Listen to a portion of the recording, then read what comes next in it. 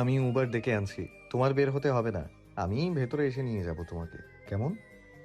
বুকশপের মাঝবয়সী মহিলা মাথা নুয়ে মিটমিটি হাসলো। এতগুলো বই দেখে পরপর সে যা চলে যেতে আশিকে পশ্চিমা ভাষায় বলে উঠল।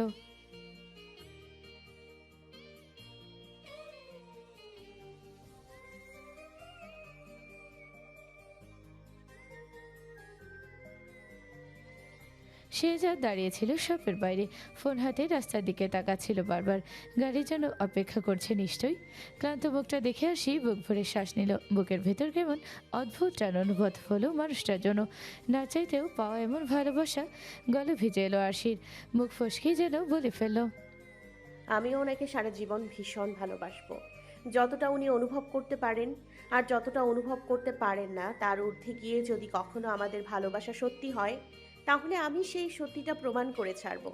এটা নিজের কাছে আমার নিজের করা পাক্কা প্রমিস। আরশিকে আমার হাতে তুলে দিলে তুমি সেই জাতিকে পাবে। কথা দিচ্ছি, তুমি তোমার কথা রাখলে সে জাতের ক্ষতি আমি করব না। Deal is deal. আর তুমি আমার ক্রাইম পার্টনার। পার্টনারের ভালোবাসাকে আরদি মারবে না। এমিলিয়া নীরব হাসলো আদির কথায়।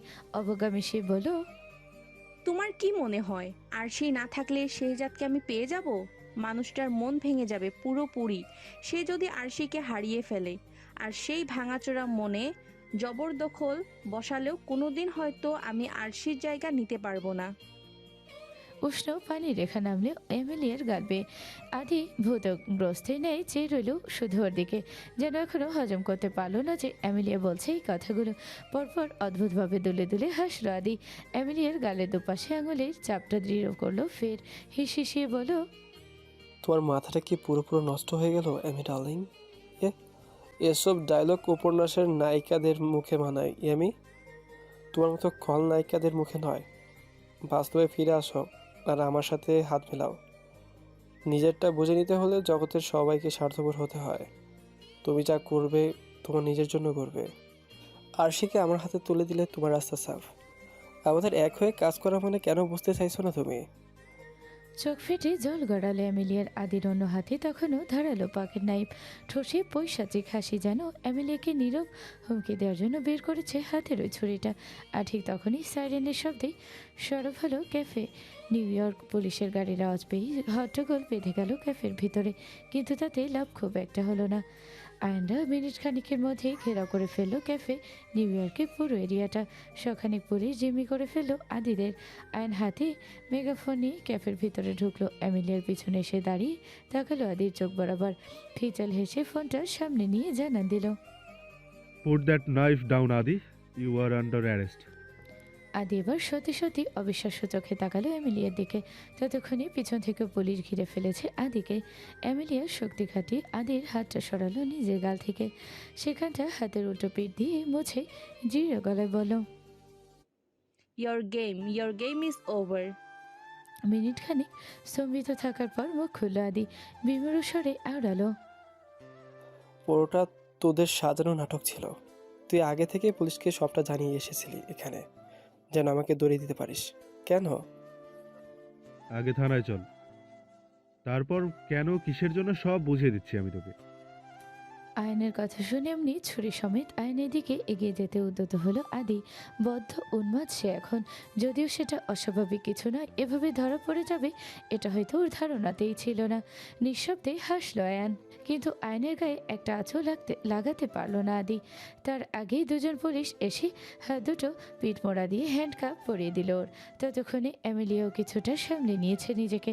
দৃষ্টি মেঝেতে রেখে আয়নের পিছনে গিয়ে দাঁড়াতে খেপাটে হয়ে উঠল আদি। তোদের সব কটাকে দেখে নেব। নিজের কবর নিজে খুললি তুই এমিলিয়া। এক একটা করে মাটিতে পুঁতে রাখবো তোদের শালা। আমার সাথে বেইমানি? আমার সাথে? আয়ান সহসে এগিয়ে এসে হাত রাখলো আদির কাঁধে। বিদ্রুপ মেশানো কণ্ঠে ওড়ালো, তোর মতো ক্রিমিনালকে একবার শুধু নিয়ে যাই হাজতে, এমন জামাই আদর করবো যে শ্বশুর বাড়ির নাম শুনলেই প্যান্ট ভিজিয়ে দিবি।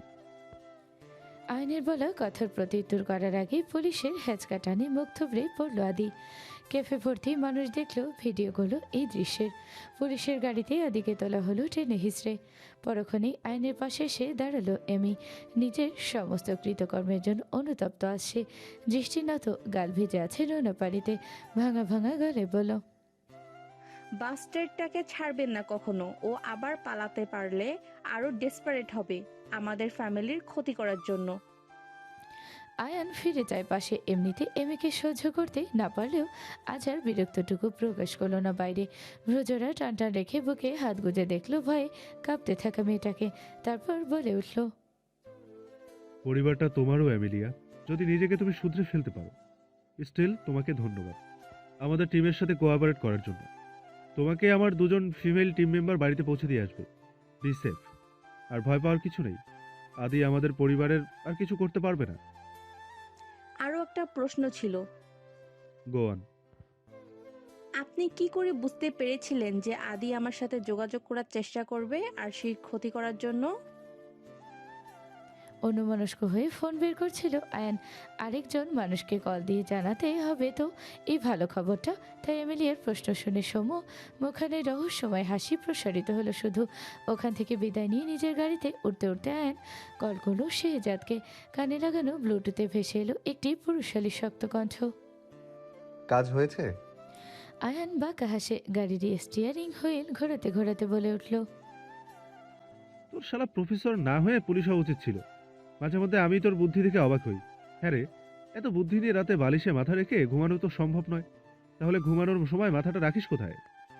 বউয়ের বুকে। এখন বল, আদিকে পেয়েছিস কিনা? আয়ান বিষম খেতে নিয়েও সামলালো নিজেকে। দাঁত কপাটি বের করে হাসলো একচোট। পরপর গর্ব করে বলল, পেয়েছি মানে? বিকেলেই একেবারে হাতে নাতে ধরেছি বিটকেলটাকে। যাই হোক, তুই যদি আমাকে অ্যামেলিয়ার ফোনের উপর নজর রাখতে না বলতি, তাহলে হয়তো আজকেও আদিকে ধরা পসিবল হতো না। নির্ঘাত আবারও হাত ফসকে পালাতো হতচ্ছাড়া। শেহজাদ নিশ্চিন্তের শ্বাস ফেল। আদির অ্যারেস্টের খবর শুনে বাড়ি ফিরছে ওরা। ওভারেই ঘুমিয়ে পড়েছে আরশি। বারবার ঘুমন্ত মাথাটা টলে পড়ছিল পিছনের দিকে। শেহজাদ ফোনে কথা বলতে বলতে আর চোখে দেখলো সেটা। পরপর এক হাতে নিজের কাছে টেনে আনলো মেয়েটাকে, বুকের সাথে মিশিয়ে নিল ওকে। ফের আয়নকে শুধালো, আর এতক্ষণে আমাকে জানালি এটা? Can't disturb you on your official first date বাড়ি। তারপর বল, কেমন ছিল? রিভিউ দে ভাই। নির্মষ্ট কামড়ে হাসলো শেহজাদ। মনে পড়লো আশির সাথে আইসক্রিম নিয়ে ওর খুনসুটির মুহূর্তগুলো। ফটোবুথে জোর করে ওকে হেয়ার ব্যান্ড পরিয়ে ওর ছবি তোলানো, বই কেনার সময় নিরন্তর কথা বলতে থাকা মেয়েটাকে। পরপর নিঃশব্দে মাথা নুইয়ে চুমু খেলো ঘুমন্ত মুখটাই। বিড়বিড় করে বলল, পারফেক্ট, ইট ওয়াজ পারফেক্ট। হ্যাঁ, ঘুম ভাঙেনি আরশির। শেহজাদ ওবার থেকে নেমে এলো পেলব শরীরটা বুকে মিশিয়েই।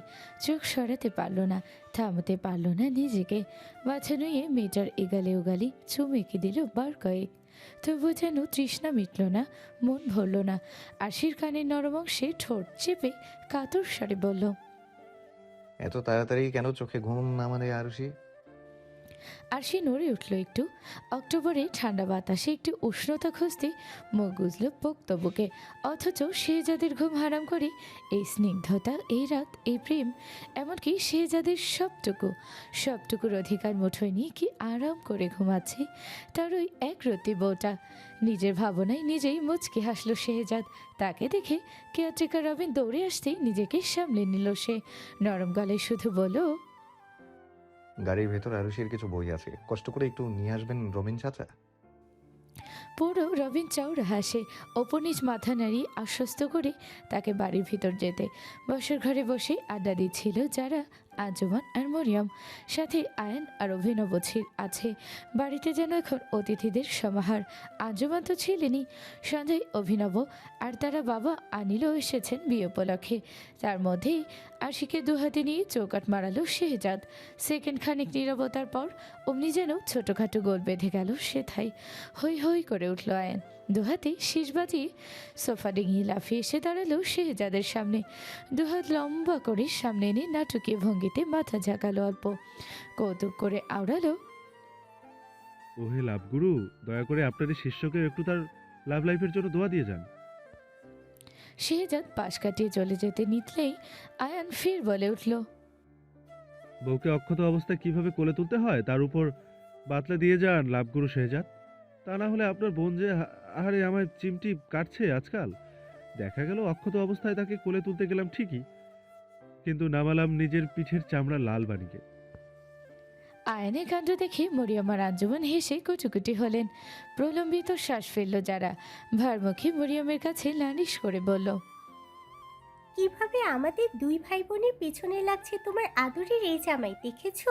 সাথে কি আমি তাকে বানর ডাকি? তুমি একে ডিসকোয়ালিফাই করে দাও তো বিয়ে থেকে। আবারও অট্ট হাসিতে ফেটে পড়ল সবাই। আঞ্জুমান চোখের চশমাটা একটু উপরে ঠেলে বললেন, সে কি রে, বরকেই যদি বিয়ে থেকে ডিসকোয়ালিফাই করে দিই, তাহলে বিয়েটা হবে কার সাথে তোর, পাগল মেয়ে? মুখে কিছু না বলেও আয়ন সজোরে মাথা দোলালো উপর নিচ, অর্থাৎ আঞ্জুমানের সাথে সে শতভাগ সম্মতি জানাচ্ছে। অভি কিছু বলতে পারল না হাসির তোড়ে। একটু এগিয়ে আসে তো আবার ফর্সা চোখমুখ খিচে নুয়ে পড়ল মেছের সাথে। অভিনবের এহেন দুর্দশা দেখে বেশ বিরক্তই হলো আয়ান। ত্যক্তস্বরে আওড়ালো, শালা ভাইয়া, আর হেসো না প্লিজ। তোমার যা অবস্থা, এখানে হাসতে হাসতে মরে টরে গেলে পুলিশ কেস হয়ে যাবে। তুমি বরং ওই অ্যামিনিয়ার রুমে গিয়ে ভেসে আসো, যাও। অমনি হাসি থামিয়ে দিল অভিনব। উৎসুক চোখে চেয়ে শুধালো। আয়ন মুখ খোলার আগে প্রসন্ন বদনে ফেল শেহজাদ স্বভাবস্বরূপ গম্ভীর কণ্ঠে শুধালো, বাকিরা কোথায়? আর অভি কখন এলি? অভিনবের থেকে করাক কথা নিয়ে আয়নি ফের বলল, অভিনব এসেছে আন্টিদের সাথে সন্ধ্যায়, ওর বাবাও এসেছেন। আমরা কতক্ষণ আড্ডা দিলাম চা খেতে খেতে। তোদের তো আসার নামই নেই। অগত্যা আঙ্কেল ওনাকে নিয়ে গেলেন ছাদে একসাথে ফুটবল ম্যাচ দেখার জন্য। আজ বার্সেলোনার খেলা আছে তো। তাহলে তোরা এখানে কি করছিস? আইন একটু ঠিক করে দাঁড়ালো এবার। ডেনিম হুডি দাঁড়ালে টান টান করলো সুঠাম পিঠ। দৃঢ় গলায় বলল, তোকে পাহারা দিতে এসেছি। বউ রুমে রেখে ভালো ছেলের মতো চলে আয় ছাদে। আঞ্জুমান আপত্তি করে বললেন, আহা বাবা, থাক না, বাইরে থেকে এসেছে, একটু রেস্ট নিক না রুমে গিয়ে। আর মেয়েটাও তো ঘুমে কাদা। আইন একটু চেপে এলো শেহজাদের কাছে স্বর নামিয়ে বলল, কেউ তো আর জানে না তুই রেস্ট নিতে রুমে যাওয়ার মানেই আরশির ঘুম হারাম। তোর মতো অ্যানাকোন্ডাকে এক চুলো ভরসা হয় না আমার। তার উপর বিয়ে তোর আমার একসাথে হয়েছে। আমি বউ নিয়ে না ঘুমাতে পারলে তুই কেন ঘুমাবি? হেস হেসে উঠল শেহজাদও। বোন হয় আমার, ঠিক করে কথা বল। আগে ভালোই ভালোই আমার কথা শোন বলছি। আরশিকে রুমে রেখে ছাদে চলে আয়। পারবো না। শেহজাদের কণ্ঠ অবিচল। ভনিতাহীন উত্তরেই ঘাবড়ে গেল আয়ন। আটকে উঠে বলল, আন্টি কি বলেছিল সকালে মনে নেই? আজ থেকে শুক্রবার আগ অবধি তুই বিবাহিত ব্যাচেলর। আর বিবাহিত ব্যাচেলরদের কখনোই বউয়ের সাথে ঘুমানো উচিত নয়। তুই ঘুমাবি আমাদের সাথে। শেহজাদ চোখ উল্টালো, হাওয়ায় উড়িয়ে দিল আয়নের কথাগুলো। রুমে যাওয়ার জন্য পা বাড়াতেই এক লাফে ফের সামনে এসে দাঁড়ালো আয়ন। পথ আটকে বলল, তুই রুলস ব্রেক করলে কিন্তু আমাদের সবার আনন্দ মাটি। আমাদের টিম লিডারের মায়ের আনন্দ মাটি। তুই চাস আমাদের টিম লিডারের মায়ের আনন্দ মাটি করতে? ওর নাম আরুষি। ওই একই কথা। অভিনব জিজ্ঞেস করলো। এই টিম লিডারের মা জিনিসটা কি? আয়ন যেন এতক্ষণে পছন্দ মতো একটা টপিক পেল বলার। সে বেশ আয়েশ করে বলতে লাগলো, কেন, আমাদের স্নোবলকে দেখনি তুমি? আরে যাকে তুমি এসেই জোর করে কোলে নিতে গিয়ে দুবার ব্যাক কিক খেলে, সে হলো আমাদের টিম স্নোবল স্কোয়াডের লিডার। আর আরশি তার মা। ফাঁক দিয়ে শেহজাদ চলে যেতে নিলে আবারও তাকে ঘিরে দাঁড়ালো আয়ন। এই যে তুই ফাঁক পেয়ে পালাচ্ছিস? ছি ছি শেহজাদ, ছি। আচ্ছা বল, তুই কি চাস না আরশিকে নতুন করে পুরনো বিয়ের ফিল্ডটা দিতে? সারাক্ষণ জার্মান শেফার্ডের মতো বউয়ের আশেপাশে ঘুরঘুর করলেই বউ তোকে পাত্তা দেবে ভেবেছিস? খুশি হবে ভেবেছিস?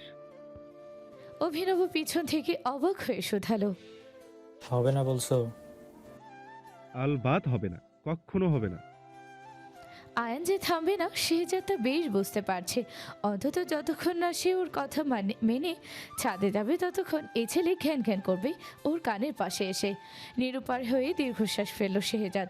আবার এক প্যাগোতে নিলে আয়ন ছটফট করে বলে উঠল, আন্টি কিন্তু আঙ্কেলকেও আউট করে দিয়েছে রুম থেকে।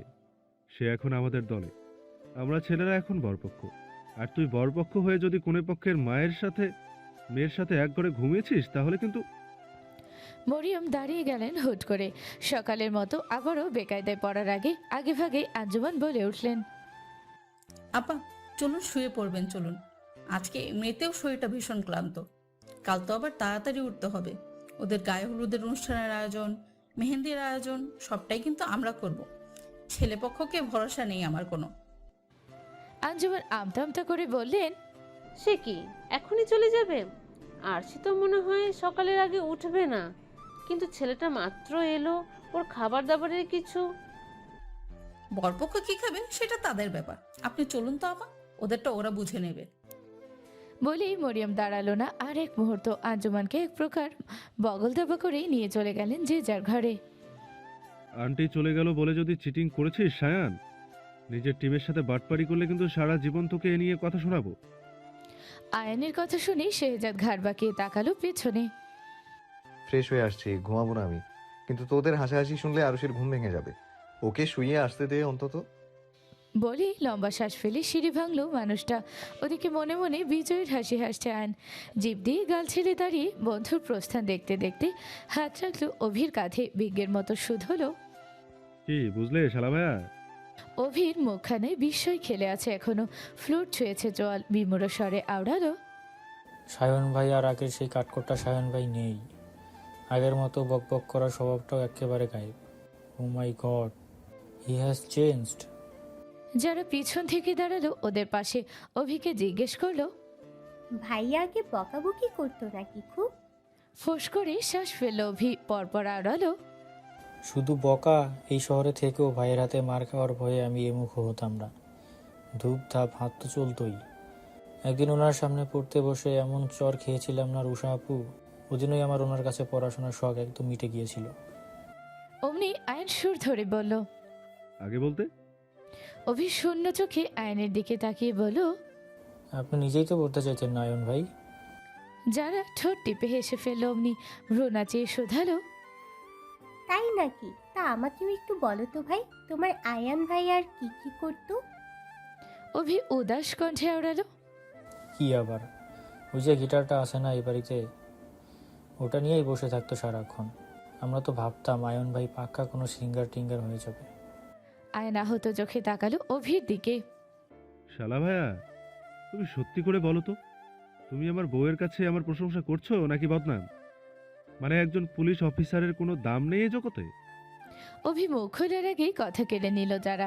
আয়নকে পাত্তা না দিয়ে উল্টে অভিকে তাকাতে দিল। ব্যস্ত হয়ে বলল, অভি, তোমাকে না বাবা ডাকছিলেন, এখনো দাঁড়িয়ে আছো? শীঘ্রই যাও ছাতে। চোখ পিট করে তাকালো যারের দিকে অভি। কই, তার তো মনে পড়ছে না এমন কিছু। মামা কখন ডেকেছে তাকে? যারা ফের তাগাদা দিতে ছেলেটার শিরদাঁড়া সোজা করে দাঁড়ালো। বুঝতে বাকি রইল না তাকে ইচ্ছে করেই ছাদে পাঠাতে চাইছে যারা। সে যাচ্ছি, কিন্তু তোমরা বেশিক্ষণ এখানে থেকো না, মামি কিন্তু উপরের ঘরেই আসে। অমনি লাজুক মুখে মেকি রাগ দেখালো রমণী। চোখ পাকিয়ে তাকাতে মুচকি হেসে রুপটপে ওঠা সিঁড়ির দিকে পা বাড়ালো অভি। কিন্তু ট্রাউজারের পকেটে হাত ঢুকে সিঁড়ি দিয়ে উঠতে গিয়ে অ্যামেলিয়ার ঘরটা চোখে পড়ল ওর। থামবে না করেও বারণ শুনল না পাজোড়া। দরজায় লাগানো সফেদ পর্দাটার সামনে থেমে গেল সহসা। অমনি নজরে এলো একটা শান্ত সুশ্রী গড়ন। টেবিলে মাথা এলিয়ে রাখা একটা বিক্ষিপ্ত মুখ, হাঁটু জোড়া ভাঁজ করে বুকের সাথে মেশানো। চেয়ারে বসা মেয়েটাকে কি কাছে? তবে এমনি দরজার দিকে তাকাতে ওর স্ফীত চোখ জোড়া দেখে চমকে উঠল ছেলেটা। মামির কোনো আত্মীয় স্বজনের সাথে তার খুব একটা পরিচয় নেই, তাই ভিতরে যাওয়ারও সাহস পেল না। বুকের ভেতর ডানা ঝাপটানো অনুভূতিগুলোকে নিয়ে ঘাড় নোয়ালো। এলোমেলো পা বাড়ালো ছাদের দিকে। বিড়বিড় করে আওড়ালো, আয়ন ভাইয়া কি যেন নাম বলেছিল তখন? এনিমিয়া? ইনি কি সেই এনিমিয়া? অভি যেতেই ব্যতিব্যস্ত হলো আয়ান। যারার দিকে না তাকিয়ে তাকালো সিঁড়ির দিকে, যেন ইচ্ছে করে এড়িয়ে যেতে চাইছে ওই নীল চোখ দুটো। বিচলিত স্বরে আওড়ালো, বুঝলে বাটারফ্লাই, আমারও শালা ভাইয়ের সাথে এখন উপরে যাওয়ার উচিত। বাচ্চা ছেলে, ফুটবল ম্যাচের কি বুঝবে বলো? আমি না গেলে তো খেলাটাই ঠিকমতো জমবে না। আমি যাই, হ্যাঁ? অমনি পেছন থেকে ডেনিম হোডিটা টেনে ধরলো যারা, কোমরে এক হাত রেখে টেনে আনলো নিজের কাছে। আয়ন পারল না পালাতে, এবার ঘাড় নুয়ে স্বর নামিয়ে আওড়ালো, প্লিজ। Please what? আমাকে ইগনোর করছো তুমি? বিয়ে ঠিক হতে না হতে পালাই পালাই করছো বানর মশাই। যারার কণ্ঠে দৃঢ়তা আজ করতে পেরেই বুকের গতি বাড়ল বেচারার। অসহায় চোখ তুলে তাকালো প্রিয় মুখটার পানে। যারার আগুন কঠিন চোখ চোখে পড়তে যেন ঝলসে গেল সে। তড়িৎ চোখ নামিয়ে ফেললো আয়ন, মিনমিন করে বলল, একটু বোঝো প্লিজ। ভালোবাসেন না আর আমায়? আর নিজের বাটারফ্লাইয়ের সাথে কথা বলতে ইচ্ছে হয় না আপনার? এটা বুঝবো আমি রুষা জানার পর থেকে আপনি একবারও ভালো করে কথা বলেননি আমার সাথে, অথচ সবার সামনে এমন ভান করছেন যেন বিয়েতে আপনার থেকে খুশি আর কেউ নয়। কিন্তু আসল সত্যিটা তো আমি জানি। আপনি আসলে মনে মনে আফসোস করছেন এখন। সত্যি করে বলুন তো, অন্য কাউকে মন দিয়ে বসেননি তো আবার? এমন নয় তো যে আপনি অজান্তেই আপনি অন্য কাউকে ভালোবাসেন? যারা শেষ করতে পারলো না, পুরো অভিমান উগরে দেওয়ার আগেই ঠোঁটের উপর হাত রাখলো আয়ন। অন্য হাতে ওর কাঁধ আঁকড়ে মেয়েটাকে নিয়ে গেল কোথাও একটা। যারা দেখলো না কোথাও নিয়ে যাচ্ছে ওকে আয়ন। ওর চোখ জোড়া শুধু দেখলো সামনে থাকা মানুষটার মধ্যে সেই আগের আয়নকে। দেয়ালে পিঠ ঠেকাতেই সম্বিত ফিরল ওর। আশেপাশে তাকিয়ে বুঝলো সিঁড়ির নিচে নিয়ে এসেছে ওকে আয়ান, যেন সহজে চোখে না পড়ে কারোর। এমনভাবে যারাকে আড়াল করে দাঁড়ালো মানুষটা, যারা বলতে পারলো না কিছু। উপায়ন্তরহীন গুঙিয়ে উঠতেই আয়ান বলল, কি চাও তুমি? আমি নিজের উপর নিজের নিয়ন্ত্রণ হারিয়ে ফেলি? তুমি আমাকে ভুল বুঝে চলে যাও আর আমি ছুটে আসি তোমার ঘরে, মাঝরাতে জড়িয়ে ধরে চুমু খাই তোমাকে, তোমাকে শূন্য তুলে পাগলের মতো বলি আমি নিজের থেকেও বেশি ভালোবাসি তোমাকে, শুধু তোমাকেই ভালোবাসি, আর সারা জীবন এই আয়ান হান্টার শুধু তার বাটারফ্লাইকেই ভালোবেসে যাবে? এটা চাও তুমি? খসখসে হাতে তালুটা ধীরে ধীরে ঠোঁটের উপর থেকে সরিয়ে গালের পাশে রাখলো যারা। ভেজা বেছা নীল চোখে তাকালো আয়ানের অসহায় চোখ দুটোর দিকে। ক্ষীণস্বরে বলল, চাই তো আপনি আমাকে খুব ভালো না বাসুন, শুধু কথা বলা বন্ধ করে থাকবেন না। কেউ আমাকে সারাদিনে একবারও বাটারফ্লাই বলে ডাকলো না, এটা ভাবলেই যে দম বন্ধ লাগে আমার। আচমকাই ফিনফিনে শরীরটা বুকে টেনে নিল আয়ান। দুহাতে জড়িয়ে ধরে মুখ গুজলো জারার ঘাড়ে। উষ্ণ পানিতে গাল ভিজলো জারার। ফ্যাসফেসে গলায় আওড়ালো, সরি, অনেক পচা কথা বলে ফেলেছি না? কষ্ট দিয়ে ফেলেছি না আপনাকে খুব? কিন্তু বিশ্বাস করুন, ইচ্ছে করে করিনি আমি। আপনি অমন পালাই পালাই করছিলেন দেখে মাথা কাজ করছিল না তখন। আমি খুব সরি, খুব। আয়ান টু শব্দটিও করলো না। নরম গলায় মুখ গুজে পড়ে রইল ওভাবেই। মানুষটা মুখে না বলেও যারা বুঝে পেল, সব কিছু বুঝে ফেলল কষ্ট পেয়েছে আয়ান। তখনই দুহাতে আলতো মুখটা তুলে জানতে চাইল। একটু আদর করি? আয়ান হ্যাঁ না কিছুই বলার আগে মেয়েটা অগোছালো চুমে খেলো তার সমস্ত মুখে। এবার আর নিজেকে সামলাতে পারলো না আয়ান। মুহূর্তেই জাপটে ধরলো যারাকে। এভাবে এলোমেলো করে দিও না আমাকে বাটারফ্লাই, বিয়ের এখনো 2 দিন বাকি। যারা শুনল না সেসব, আয়নকে নিজে থেকে ছাড়িয়ে দাঁড় করালো সামনে। দুগালে হাত রেখে হুট করে আলতো ঠোঁট ছোঁয়ালো মানুষটার ঠোঁটে। আবার সরিয়ে নিল সাথে সাথে। হাত দুটো মুষ্টিবদ্ধ করে ফেলল আয়ন। আঙুলের গাঁটগুলোর সফেদ হলো। চোখ বন্ধ করে বলার চেষ্টা করলো, তুমি ভাবতে পারবে না গতকাল রাত থেকে কিভাবে নিজেকে সামলে রেখেছি আমি। তুমি পাগলামি করলে কিন্তু। অমনি আবার এসে ঠোঁটে ঠোঁট ছুঁয়ে গেল যারা। মানুষটাকে থামিয়ে দিল মাঝপথে। কণ্ঠে দুষ্টুমি মিশিয়ে বলল, আপনি ভাইয়ার বাবাকে ভয় পান ঠিক আছে, কিন্তু আমি তো পাই না। আর না আমি আপনার মতো কন্ট্রোল করছি নিজেকে। তাই আপনাকে আদর করার দায়িত্বটাও আমিই নিলাম অফিসার। আয়ন চোখ খুললো এবার। যারা কথাগুলো বলে আনমনে হাসছিল, কিন্তু আচমকা যখনই আয়ন ওর হাত দুটো চেপে মাথার উপরে দেয়ালের সাথে নিয়ে ঠেকালো, তখনই হাসি নিভে গেল ওর। কর্ণগহরে পৌঁছালো মানুষটার হাসকি স্বর। কে বলেছে আমি ভয় পাই তোমার ভাই আর বাবাকে? নাকি প্রমাণ করে দেখাতে হবে? শুকনো ঢোক গেল যারা। লাগামহীন ঘোড়ার মতো ছুটল হৃদযন্ত্রটা বুকের ভিতর। আমি আসলে ওভাবে বলিনি কি। বাকির মাঝপথে কণ্ঠিত অষ্টপট লুফে নিল আয়ান। হঠাৎ এমন ধারা আক্রমণে জীবজোড়াও তাল কেটে মিলে গেল, স্পর্শ পেল একে অপরের। এই প্রথম যখন হুঁশ পেল তখনও শ্বাস আটকে আছে ওদের। আয়ান আলতো হাসলো, আস্তে ধীরে ওকে ছেড়ে দিতেই দম নিল যারা। নিজেকে সামলে আয়নের দিকে তাকাতেই ছেলেটা নির্মষ্ট কামড়ে ধরল, দাঁড়ালো আরাম করে। এটা কি ছিল? রমণীর প্রশ্নে আয়নে গিয়ে এলো দুপা, দেয়ালের সাথে কোণঠাসা হয়ে দাঁড়ালো যারাকে। যারার মাথার দুপাশে দেয়ালে হাত রেখে ঝুঁকে এসে বলল, নিজের আদরটুকু বুঝে নিলাম। তাই বলে এভাবে? এতটুকুতেই থেমে গেল যারা। রাঙা হয়ে এলো মুখটা ওর। একটু আগে রাগ দেখানো গলাটাও যেন কথা খুঁজে পেল না কোথাও আর। আয়ন বুঝতে পেরে মুচকি হাসলো, যারার কানের পিছনে খুচরো চুলগুলো গুজে দিল আঙুল দিয়ে। পরপর সেখানে মুখ নিয়ে আওড়ালো, মিসেস আয়ান বুঝি একাই আমাকে আদর করার দায়িত্ব তুলে নিতে পারে? আমি নিজের আদর নিজে বুঝে নিতে পারি না? গায়ে হলুদের সকাল, কাঁচা হলুদের গন্ধে মমা করছে চারিপাশ। হাসান ভিলার ব্যাকইয়ার্ড গাঁদা ফুল দিয়ে সাজিয়েছেন মেহমেদ হাসান আর অভিনবের বাবা অনিল শিকদার। অনিল বয়সে মেহমেদের বছর পাঁচেকের বড় হলেও সম্পর্কটা এখনও যেন ঠিক আগের মতোই রয়ে গেছে। যখন অভিনবের মা বাবা ছিলেন তখনও যেমন দেখা হলে তাদের সারা দুই দুলাভাই কম বন্ধু বেশি মনে হতো, এখনও তেমনই হয়। আঞ্জুমান আর মরিয়ম ব্যস্ত মেহমেদের বন্ধু ও তাদের সহধর্মিনীদের সমাদরে। বিয়ের 2 দিন আগেই এত আয়োজন, এত কাজ। বিয়ের দিনের কথা চিন্তা করেই হাত পা ঠান্ডা হয়ে গেল আরশির। নিজের রুমের আয়নার সামনে গিয়ে দাঁড়ালো সে। পরনে গেরুয়া রঙের পেপ্লাম টপ আর সারারা বর্ডারের সূক্ষ্ম জড়োয়ার কাজটুকু ঝলমল করছে লাজবন্তীর গায়ে। উজ্জ্বল ফর্সা শরীরে রংটা আরও ফুটে উঠেছে যেন। আরশি চোখ সরিয়ে নেয়, ঘাড় ঘুরিয়ে তাকায় বিছানার উপর বসে থাকা বিশেষ একজনের দিকে। তাকে উদ্দেশ্য করে জিজ্ঞেস করে, কেমন লাগছে আমাকে? ভদ্রলোক জবাব দেয় না, আবার চোখও ফেরায় না। আরশি ঠোঁট টিপে এবার পুরোপুরি পিছনে ঘুরল, এগিয়ে এসে হাঁটু গেড়ে বসলো তার সামনে। ভদ্রলোকের মুখের সামনে মুখ বাড়িয়ে দিয়ে শুধালো, মাম্মামকে কেমন লাগছে বলবে না? তোমার পাপার পাশে মানাবে না আমাকে? অমনি ভদ্রলোকও তার লম্বা কানসহ মুখখানে এগিয়ে দিল আরশির দিকে। ছোট জিভ দিয়ে নিজেকে যেমন করে পরিষ্কার করে তেমন করে আরশির নাক মুখও চেটে পুটে পরিষ্কার করে দিতে লাগলো সে, যেন বোঝাতে চাইল, মানাবে না মানে? পাপা কত কপাল করে আমার মাম্মামের মতো এত সুন্দরী একটা বউ পেয়েছে জানো? স্নোবলের আদর পেয়ে খিলখিল করে হেসে উঠল আরশি। তুলোর মতো রমস মাথায় হাত বুলিয়ে দিল, চুমু খেলো ওর মুখে। মা ছেলেকে ডিস্টার্ব করতে এই অবলা বাবা একটু ভেতরে আসতে পারে কি? কণ্ঠ শুনে চমকে উঠল আরশি। সহসা দৃষ্টি ফেল দরজায় ঠেস দিয়ে দাঁড়িয়ে থাকা মানুষটার দিকে। সাদা পাঞ্জাবিতে আটসার দেহ, ঈষৎ লম্বা চুলগুলো এলোমেলো পড়ে আছে কপালের সামনে। আরশি তাকাতেই অষ্টপুর দুদিকে ছড়িয়ে পড়ল শেহজাদের। বিস্ময় বিমূঢ় রমণী দাঁড়িয়ে যেতেই পিছনে হাত বেঁধে রুমে ঢুকল শেহজাদ। স্নোবেলকে একটু বাইরে পাঠাও।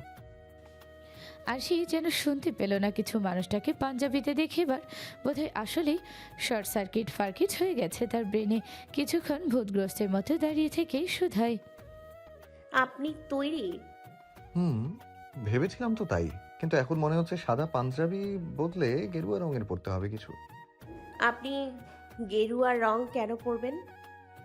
কারণ আমার ওয়াইফই পড়েছে তাই।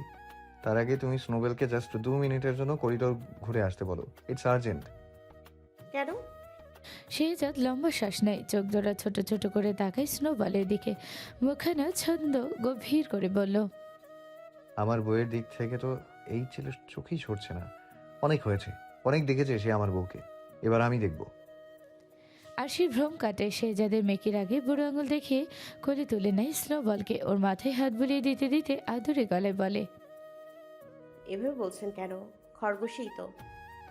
পরাজিত সিপাহী নাই মাথা নল শেহজাদ। এই হয়েছে এক যন্ত্রণা। একে তো বইয়ের ওই আদরে মুখের ওপর সে কিছু বলতে পারে না, তার উপর তার বউ খরগোশ সন্তপ্রাণ। অগত্যা মনের কষ্টে বিড়বিড় করে আওড়ালো, খরগোশই তো? তুমি জানো তোমার এই খরগোশই তো রাতে আমার জায়গা দখল করে আমার বইয়ের পাশে আরামসে ঘুমোয়। আমি যে কাউচে বসি প্রতিদিন, সে কাউচে তিনি পি করে দেন। লিটার বক্স থাকতেও ইচ্ছে করে বিছানায় আমার জন্য চকলেট চিপস সাজিয়ে রাখেন। আমাকে রুমে ঢুকতে দেখলেই পেছনে পা তুলে থপথপ আওয়াজ করেন ফ্লোরের সাথে। পুরো জাতশত্রু behaviour. How can you not see that, snowflake? আরশির পেট গুড়গুড় করছে শব্দ করে হাসার জন্য। আহারে, কেমন বাচ্চাদের মতো অভিযোগ নিয়ে এসেছে তার কাছে। মেয়েটা ঠোঁট টিপে শুধালো। ওকে কোল থেকে নামাও, আমার কাজ আছে। কি কাজ? আগে সরি, তারপর নামাবো। শেজাদ ঘাড় ঘুরিয়ে দরজার বাহিরে তাকালো। এবার না, আয়ন বাউভি কেউ নেই দিকটায়। পরপর রিজু হয়ে দাঁড়িয়ে বলল, এত মহা ঝামেলা। খরগোশের মা এত জেদ ভালো নয়। আমি কিন্তু ভীষণ রেগে যাচ্ছি। আমিও রেগে যাচ্ছি। আপনি আমার খরগোশকে জাতশত্রু বলেছেন। আপনার সাথে আমার কথা নেই। বলে অন্যদিকে মুখ ঘোরালো আরশি, সাথে স্নোবলও ঘোরালো। মা ছেলে একসাথে মুখ ঘুরিয়ে ফেলতেই অসহায় বোধ করলো শেহজাদ। স্নোবলকে শুনিয়ে শুনিয়ে বলল, ভেবেছিলাম আপনার জন্য একটা বউ আনবো, কিন্তু না, আনবো না। আমার বউয়ের কোল দখল করে সারাদিন বসে থাকলে আপনাকে কোনো বউই এনে দেয়া হবে না। উল্টে ডক্টরের কাছে নিয়ে গিয়ে আপনার নিউটর করিয়ে নিয়ে আসবো। তখন বুঝবেন টিট ফর ট্যাট কাকে বলে। আরশি হাসবে না কাঁদবে খুঁজে পেল না। নুয়ে স্নোবলকে ফ্লোরে নামিয়ে দিয়ে বলল, আপনি বাড়ির বাকিদের সামনে আপনার এই রূপ দেখান না কেন? ওরা ভাবে আপনি কত ম্যাচিওর, অথচ আপনি কি না অবলা একটা বাচ্চাকে নিয়ে বাচ্চাদের মতো হিংসা করছেন। আরুষি, ও মোটেই অবলা নয়। নেহাত কথা বলতে পারে না, নইলে প্রতি বেলায় ওর সাথে আমার তৃতীয় বিশ্বযুদ্ধ লেগে যেত তোমাকে নিয়ে। সে তো ও কথা না বলতে পারলেও লাগছে। কি বললে? কি বললাম? আরশি গাল ফোলাতেই নিজের ছদ্মরাগটা আর ধরে রাখতে পারল না শেহজাদ। ফিক করে হাসলো শুধু গম্ভীর মানুষটা। মেঘমেদুর গলায় বলল, আচ্ছা আচ্ছা, আর রাগ করতে হবে না। বলবো না তোমার খরগোশকে কিছু। আরশিও রাগ ছেড়ে দিল। এত আনন্দের দিন ঝগড়া করে মাটি করবে নাও। জিজ্ঞেস করলো, কিছু নিতে এসেছিলেন আপনি? শেহজাদ ভ্রু চালো এবার এগিয়ে এলো, এক পা করে কাছাকাছি এসে চোখে চোখ রাখলো আরশির। আওড়ালো, দিতে এসেছি তোমাকে কিছু। এমিলিয়ার হাতে গাঁদা ফুলের ডালা, গায়ে জড়োয়ার কাজ করা হলুদ কামিজ। মরিয়মও জোর করলেন পড়তে। এমিলিয়াও খুশি মনে পড়েছে এখন যে সে আর রাগ বসে নেই আরশির উপর। তাহলে বিয়েটা আনন্দ করবে না কেন? তারপর ঠিক করেছে আরশির কাছে ক্ষমাও চেয়ে নেবে এতদিনের করা ব্যবহারের জন্য। অনেক বাজে কথা শুনিয়েছে মেয়েটাকে, অনেক খারাপ ব্যবহার করেছে, অথচ আরশি তবুও মরিয়মের জন্মদিনের দিন কেমন আপন করে নিল ওকে। প্রথমে প্রতিশোধ নেওয়ার কথা ভাবলেও শেষটাই মন বদলাতে বাধ্য হয়েছে আমি, শুধুমাত্র আরশির নিঃস্বার্থ আচরণের জন্য। এত সব ভেবে ভেবে সদর দরজার ওপাশে যেই না পা বাড়াতে যাবে ও, অমনি সামনে থেকে ধেয়ে এলো কোনো একজন। তুমুলে ধাক্কা খেলো তার সাথে এমিলিয়া। গাঁদা ফুলের ডালা শূন্যে উঠে ফুলগুলো ছড়িয়ে ছিটিয়ে গেল চারদিকে। টাল সামলাতে না পেরে মেঝেতে পড়ে গেল এমিলিয়াও। কোমরে মারাত্মক চোট না লাগলেও পাটা মচকেছে নির্ঘাত। তবে যতক্ষণে আগন্তুকের মুখ দেখার জন্য ও সম্মুখে তাকালো, ততক্ষণে সেই লোক বেরোনোর পথ ধরেছে। ভিড়ের ভেতরে না ঢুকেই হন্তদন্ত হয়ে ছুটে পালিয়েছে সামনে থেকে। এমিলিয়া শুধু পিছন থেকে দেখলো লোকটার। প্রথমে স্বাভাবিক মনে হলো, আগন্তুকের পরনে থাকা কালো হুডিটা নজরে পড়তেই খটকা লাগে ওর। আদির কথা মনে পড়লো হঠাৎ। আকস্মাৎ শিরদাঁড়া বেয়ে খাড়া হয়ে নেমে এলো কিছু একটা। কেঁপে কেঁপে উঠলো বুকের ভেতর। কিন্তু যে মানুষটা জেলে, সে তো আর কোনোভাবে ওদের ক্ষতি করতে আসতে পারবে না। তাহলে কি এই লোক? গায়ে হলুদের দিনে বাড়ির ভেতরেই বা কেন ঢুকতে চাইছিল সে? আপনি ঠিক আছেন? দূরে দূরে বুকে পুরুষালী কণ্ঠ শুনতে পেয়ে তড়া করে পাশ ফিরে তাকালো এমিলিয়া। লম্বাটে ছিমছম একটা ছেলে উদ্বিগ্ন চেহারায় হাত বাড়িয়ে ঝুঁকে আছে ওর পাশে দাঁড়িয়ে। আপনি উঠতে পারবেন? কিছু মনে না করলে আমার হাত ধরে ওঠার চেষ্টা করুন। এমিলিয়া চিনতে না পেরে গটিয়ে গেল বসে থেকে, হাত ধরলো না, বাড়তি কোনো কথা বলল না। আমি খারাপ মানুষ নই, উঠে আসুন। এবারও বাড়ালো, হাতটা ধরলো না এমি। কিন্তু যখন নিজে থেকে উঠতে গেল তখনই টনটন করে উঠলো মুচকে যাওয়া জায়গাটা। মুখ থেকে ব্যথাতুর শব্দ বের হতেই অপরিচিত লোকটা হুট করে ঘটে বসলো আরেক কাণ্ড। কোনো কথাবার্তা ছাড়াই দুহাতেই কোলে তুলে নিল এমিলিয়াকে। ঘাবড়ে গেল মেয়েটা। বিস্ময় ভরা কণ্ঠ শৃঙ্গে তুলে জানতে চাইল, চেনা নেই জানা নেই একজন অপরিচিত মানুষ হয়ে কোনো মেয়ের শরীরে তার কনসার্ট ছাড়া আপনি হাত দিলেন কোন সাহসে? মানুষটা নির্বিকার তখনও এমিলিয়াকে সহ গেস্ট রুমের দিকে যেতে যেতে বলল, প্রথমত আমি অপরিচিত নই, বরং আপনি একটু বেশি জেদি। আর আমার মতে দরজার সামনে পা ভেঙে পড়ে থাকার চাইতে এই অপরিচিতের কোলে পড়ে পায়ে সামান্য বরফ লাগিয়ে আসা ইজ মাচ বেটার। চিন্তা নেই, মানবতার খাতিরে এটুকু কনসেন্ট ছাড়া ছুঁয়েছি বলে আমি সরি না বলে পালাবো না। পায়ে বরফ লাগালেই ব্যথা সেরে যাবে, প্যানিক করার কিছু নেই। এমিলিয়া তবুও চোখ মুখ খিচে রইল, হাতে মুঠোয় আঁকড়ে ধরল অভির বিছানার চাদর। ছেলেটা সেদিকে এক নজর চেয়েই চোখ সরায়। শুকনো ঢকিলে মনোযোগ আনে হাতে ধরে রাখা আইস ব্যাগে। মূলত একটি অনধিকার চর্চা করে ফেলেছে সে। এমিলিয়াকে কোলে তোলার পর নিয়ে এসেছে নিজের রুমে, নিজের বিছানায়। অবশ্য তাতে বিশেষ ভামান্তর দেখা গেল না পুরুষের এই সৌম্য মুখটায়। পরপর ফর্সা তুলতুলে পাটা উড়ুর উপর আলতো হাতে তুলে নেয় অভি। অমনি আটকে ওঠে রমণী। পা সরিয়ে দিতে উদ্যত হলেও মুখখানা নীল হয়ে আসে ব্যথায় প্রকোপে। অভি বিরক্ত হয় না, রাগ করে না, সে যথাসম্ভব শান্ত গলায় আওড়ায়। আমি ছুলে কি জাত যাবে আপনার? নাকি সামান্য বরফ লাগাতে গেলেও আগে অনুমতি চেয়ে নিতে হবে আপনার কাছ থেকে? হতবুদ্ধি হয়ে এমি মাথা নাড়াতেও ভুলে যায়। গাঢ় গলার স্বরে খাবি খায়, তার প্রচণ্ড নারীবাদী সব আয়োজন। অভি লম্বা শ্বাস ফেলে বলল, উত্তর যেহেতু নেই সেহেতু চুপচাপ শান্ত হয়ে বসুন। আমাকে আমার কাজটা করতে দিন। অ্যাজ এ ম্যাড স্টুডেন্ট আমি শুধু আপনাকে ফার্স্ট এইডটুকুই দেবো এখন। তবে পারলে একবার ক্লিনিকে গিয়ে একজন ভালো অর্থোপেডিককে দেখিয়ে আসবেন। মুচকে যাওয়া জায়গাটা যেভাবে ফুলেছে বেশ কয়েকদিন ভোগাবে মনে হচ্ছে আপনাকে। অভি বরফ লাগাতে লাগাতে গলার স্বর নামায়। মিহিস্বরে শুধায়, অস্বস্তি হচ্ছে? এমির গলা চিরে শব্দ আসে না। সে যত্ন নিয়ে এই অপরিচিত মানুষটার ওর পায়ে বরফ লাগিয়ে দিচ্ছে, তাতে মোটেও অস্বস্তি হচ্ছে না ওর। তবে কোথাও একটা খুব করে মনে হচ্ছে এমন যত্নের অভাবেই হয়তো মনটাও কি ভীষণ শক্ত ছিল তার, অথচ আজ মোমের মতো গলতে চাইছে সেটা। কি বাজেভাবে উবে যাচ্ছে ওর সেই শক্তপোক্ত খোলস। নিন, হয়ে গেছে। এমিলির চমকায় ভাবনার জগৎ থেকে বেরিয়ে এসে দৃষ্টি রাখে আগন্তুকের চোখ বরাবর ঠোঁট নেড়ে অস্পষ্ট শুধোয়, আপনার নাম? কেন? নাম জানলে উপকারটুকু ফেরত দিতে সুবিধা হবে বুঝি? এমিলিয়ার স্ফীত মুখখানা শক্ত হয়ে যায় অমনি। অভি প্রসঙ্গ টানে বলে, অভিনব, সম্পর্কে ভাইয়ার কাজিন। তাই এত ফর্মালিটিস দেখিয়ে আপনি আজ্ঞা না করলেও খুব একটা মাইন্ড করতাম না। অবশ্যই এতে আমার খুব একটা অসুবিধাও নেই। I am absolutely fine with whatever you call me. একটু থামে অভি, পরপর অনুমতি চাওয়ার মতো করে নরম গলায় জিজ্ঞেস করে, এবার আসি? আসি মানেই ভালো লাগার এই মুহূর্তটুকু এখানে ইতি টানুন, লাগাম টানুন নিজের অনুভূতিদের। আপনি আমার মতো ভালো মানুষের যোগ্য নন। কিন্তু এমিলিয়া পারল না। অভি বিছানা ছেড়ে উঠতে নিলেই ছটফট করে উঠল সে, যেন ভ্রম কেটেছে এতক্ষণে। কেমন করে বলে বসলো, thank you mister Abhi, mister Abhinav. Abhi ঘাড় ঘুরিয়ে তাকায়। বাপরে, এত সম্মান! তখন তো খুব ধমকালেন আমাকে কোলে তুলেছিলাম বলে। তাই শুধু শুকনো থ্যাংক ইউতে আমারও এখন পোষাবে না ম্যাডাম। আমি কখনো কারো উপকার রাখিনি, আপনারও রাখবো না। বলুন কি করলে আপনার উপকার ফিরিয়ে দিতে পারবো?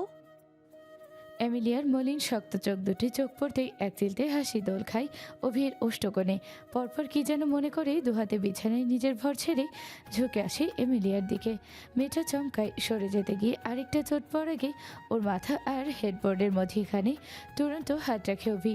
স্বর্ণামিয়া আওড়ায়, উপকার ফিরিয়ে দিতে চান তো বেশ, তাহলে কথা দিন যে আপনি ওভাবে আর কাঁদবেন না কখনো।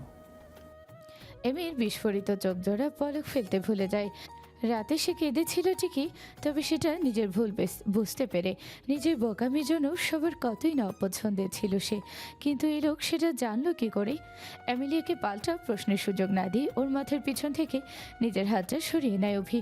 পাঞ্জাবির হাতটা গোটাতে গোটাতে রিজু হয়ে দাঁড়িয়ে বলে, আপনি উঠতে পারবেন বলে মনে হচ্ছে না। তার চাইতে বরং এখানে রেস্ট নিন কিছুক্ষণ। আমি আসছি। ভাবি বা রুষা আপুকে দেখতে পেলে পাঠিয়ে দিব এই ঘরে। ব্যস্ত হয়ে আবার নিজে নিজে যেন নামতে যাবেন না বিছানা থেকে। বলেই তড়িঘড়ি নিজের প্রস্থান সারে ছেলেটা। রুম ছেড়ে বেরিয়ে লাবিবের দিকে যেতে নিতেই যেন টের পায় প্রকোষ্ঠের ভিতর ম্যারাথনে নেমেছে হৃদযন্ত্রটা। প্রতি মিনিটে বিপদসীমা পার করছে হৃদ স্পন্দনের গতি। অমনি বুকের বাঁ পাশটা পাঞ্জাবির ওপর থেকেই খামচে ধরে। স্বাভাবিকভাবেই শ্বাস ফেলার চেষ্টা করে বার কয়েক। ভাগ্যিস তাড়াহুড়ো করে বেরিয়ে এসেছিল ঘর থেকে, নয়তো মিস এমিলিয়ার সামনে উল্টোপাল্টা কিছু একটা বলে ফেলতো নির্ঘাত। বুক ধরফর করছে নাকি শালা ভাইয়া? পিছন থেকে আচানক এলো প্রশ্নখানা। ঘুরে তাকিয়ে আয়নকে দেখতেই মুখের রং উবে গেল অভির। ধরা পড়ে গেল সে। অস্বীকার করলো না, শুধু অনুরোধের স্বরে জানালো, আয়ান ভাই, আমি আসলে প্লিজ তুমি মামাকে এখনই কিছু বলো না। এক নাগাড়ি কথাগুলো বলে মাথা নয় সে, আনত মুখে আওড়ায়। আসলে অনুভূতিটা একতরফাও হতে পারে। উনি কি ভাবছেন আমার ব্যাপারে সেটা নিশ্চিত না হয়ে মামা মামিকে জানাতে চাইছি না আপাতত কিছু। ঠোঁট টিপে হাসিটুকু লুকিয়ে ফেলল আয়ান। নেহাত ভালো মানুষ সে, অভিকে আশ্বস্ত করতে সহজ সরল গলায় বলল, সে না হয় আমি বললাম না, কিন্তু প্রথম প্রেমের অনুভূতি সবসময় একতরফা হয় না অভিবাবু, কখনো কখনো দোতরফাও হয়। তুমি কি করে বুঝলে? আয়ান বেশ আয়েশ করে এবার হাত রাখলো অভির কাঁধে, পরপর অভিজ্ঞের মতো করে আওড়ালো, বুঝবো না? এসব ব্যাপারে তোমার থেকে আমার অভিজ্ঞতা কত বেশি জানো। পাক্কা 9 মাসের প্রেম, ছোটবেলার প্রথম ক্র্যাশ, বড়বেলার ওয়াইফ। শুধু কি তাই, আমি তো চোখের সামনে তোমার ভবিষ্যতে স্পষ্ট দেখতে পাচ্ছি। কি দেখতে পাচ্ছ? আয়ান নিজের গলার স্বর ভীষণ রকম সিরিয়াস বানিয়ে বলল, এই যে আমাদের উডবি ডক্টর অচিরেই আমার মতো একজন সার্টিফাইড বউপাগলু হতে চলেছে, এসবই আর কি। অভি ফের ঘাড় নয়, নিঃশব্দে মুচকি আসে আয়নের কথা শুনে। অমনি ঝেড়ে কাশে আয়ন, গলা পরিষ্কার করে বলে, শালা ভাইয়া এত হেসো না বুঝলে, তোমার মামাকে তো চেনো না। আমাকে যে কি নাচান নাচিয়েছে এক রাতে তুমি ভাবতে পারবা না। তোমাকেও কি করে বলা যাচ্ছে না, খুব একটা আশা ভরসা পাচ্ছি না আমি। অভি মাথা তুলল, দৃষ্টিতে ভেবেচাকা খাওয়ার চিহ্ন স্পষ্ট। মানে খুবই সিম্পল, হয়তো সার্টিফাইড বউপাগলুর খেতাব পাবে, আর নয়তো মামুর শ্বশুরবাড়ির লোককে লাইন মারার অপরাধে মামুর হাতেই ধুমধাম প্যাদানি। আয়ন শব্দ করে হেসে ফেলল অভির কথাই পোক্ত ওই কাঁধে হাত রেখে ইয়ার্ডের দিকে যেতে যেতে গান ধরল।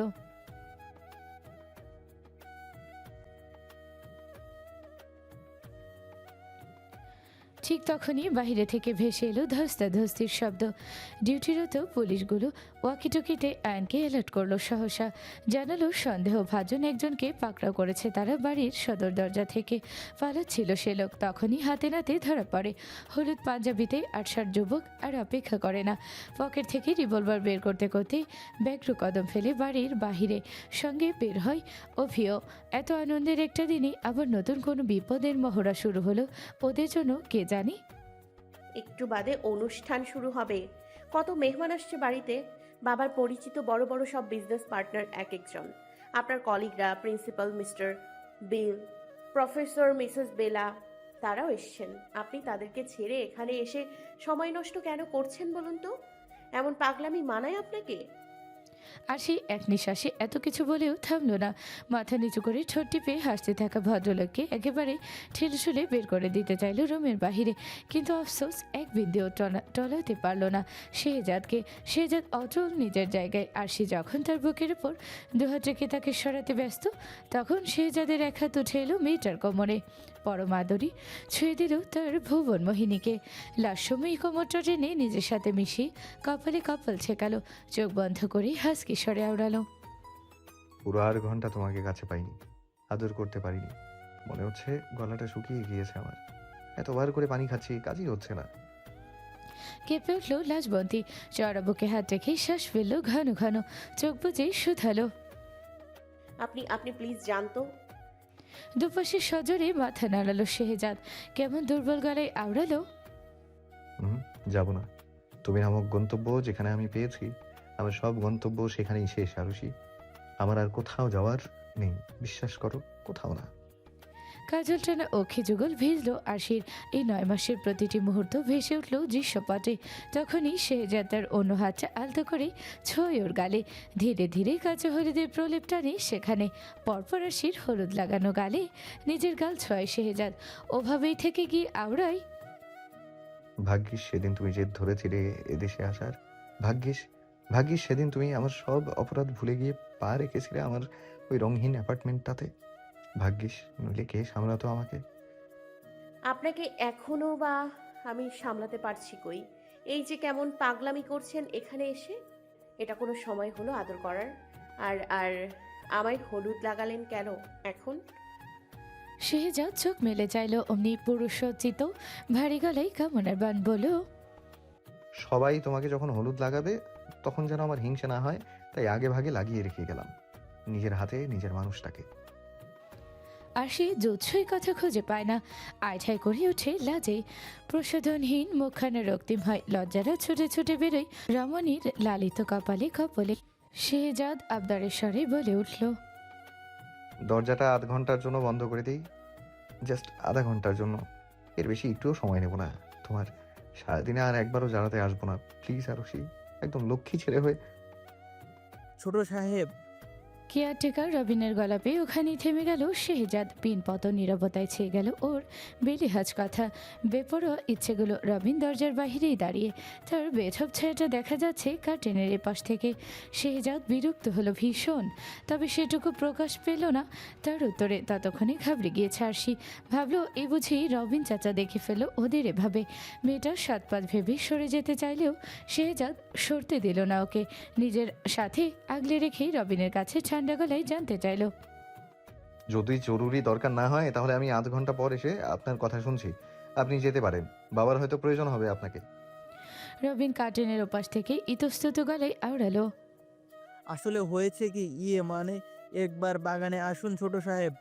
কাণ্ড ঘটে গেছে সেখানে। একটা অপরিচিত ছেলে গেস্ট লিস্টে, নামধাম কিছু নেই, পুলিশ হাতে নাতে ধরেই আরজি ম্যাডামের নাম নিয়ে চেঁচাচ্ছে অনবরত, বলছে ম্যাডাম নাকি চেনে তাকে, দেখলেই চিনতে পারবে। আপনি একবার আসুন নিচে, সবাই সেখানে আছে, আপনার আর ম্যাডামের খোঁজ করছে সবাই। ইয়ার্ডে ছোটখাটো একটা জটলা পেয়ে গেছে ডিউটিরত পুলিশদের হাতে। ধরা পড়া ওই আগন্তুককে ঘিরে হট্টগোল টের পেয়ে গৃহপরিচারিকা ক্যারোলিনের কাঁধে ভর দিয়ে অ্যামিলিয়াও এসেছে সেখানে। প্রায় প্রত্যেকেরই দৃষ্টি উৎসুক হলেও ওর দৃষ্টি জেঁকে বসেছে ভয়। আদি নামক অমানুষটা আজকেও জেল পালিয়ে এসেছে, এখানে আসেনি তো। কিন্তু আগন্তুকের মুখে মাস্ক টেনে খুলতেই মোটামুটি অপরিচিতদের আসনেই তাকে দাঁড় করালো এমিলিয়া। মিনিটখানিক বাদে শেহজাদ আর আরশিও এলো সেখানে। ভিড় ঠেলে যারার পাশে গিয়ে দাঁড়াতেই চোখ কপালে উঠল আরশির। সব প্রশ্ন কণ্ঠেই স্বাগতোক্তি করে বলল, রেজা। শেহজাদ বুকে হাত বেঁধে দাঁড়িয়েছিল এতক্ষণ, টান টান তার চোলের মাংসপেশি, তীক্ষ্ণ চাহনি সম্মুখে। সবাই বিস্ময় নিয়ে রেজাকে দেখলেও তার ঈগল দৃষ্টিতে বিস্ময়ের লেশমাত্র নেই, সতর্ক সে। তবে তার পাশের মানুষটা ততোধিক আটকে উঠেছে আরশির মুখে আগন্তুকের নাম শুনে। শেহজাদের কানের পাশে ফিসফিসিয়ে এসে শুধালো, সর্বনাশ, তোর বউয়ের এক্স নয়তো ওই বেটা? শেহজাদ নিরুত্তাপ গলায় জানালো, Shut up, Ayan.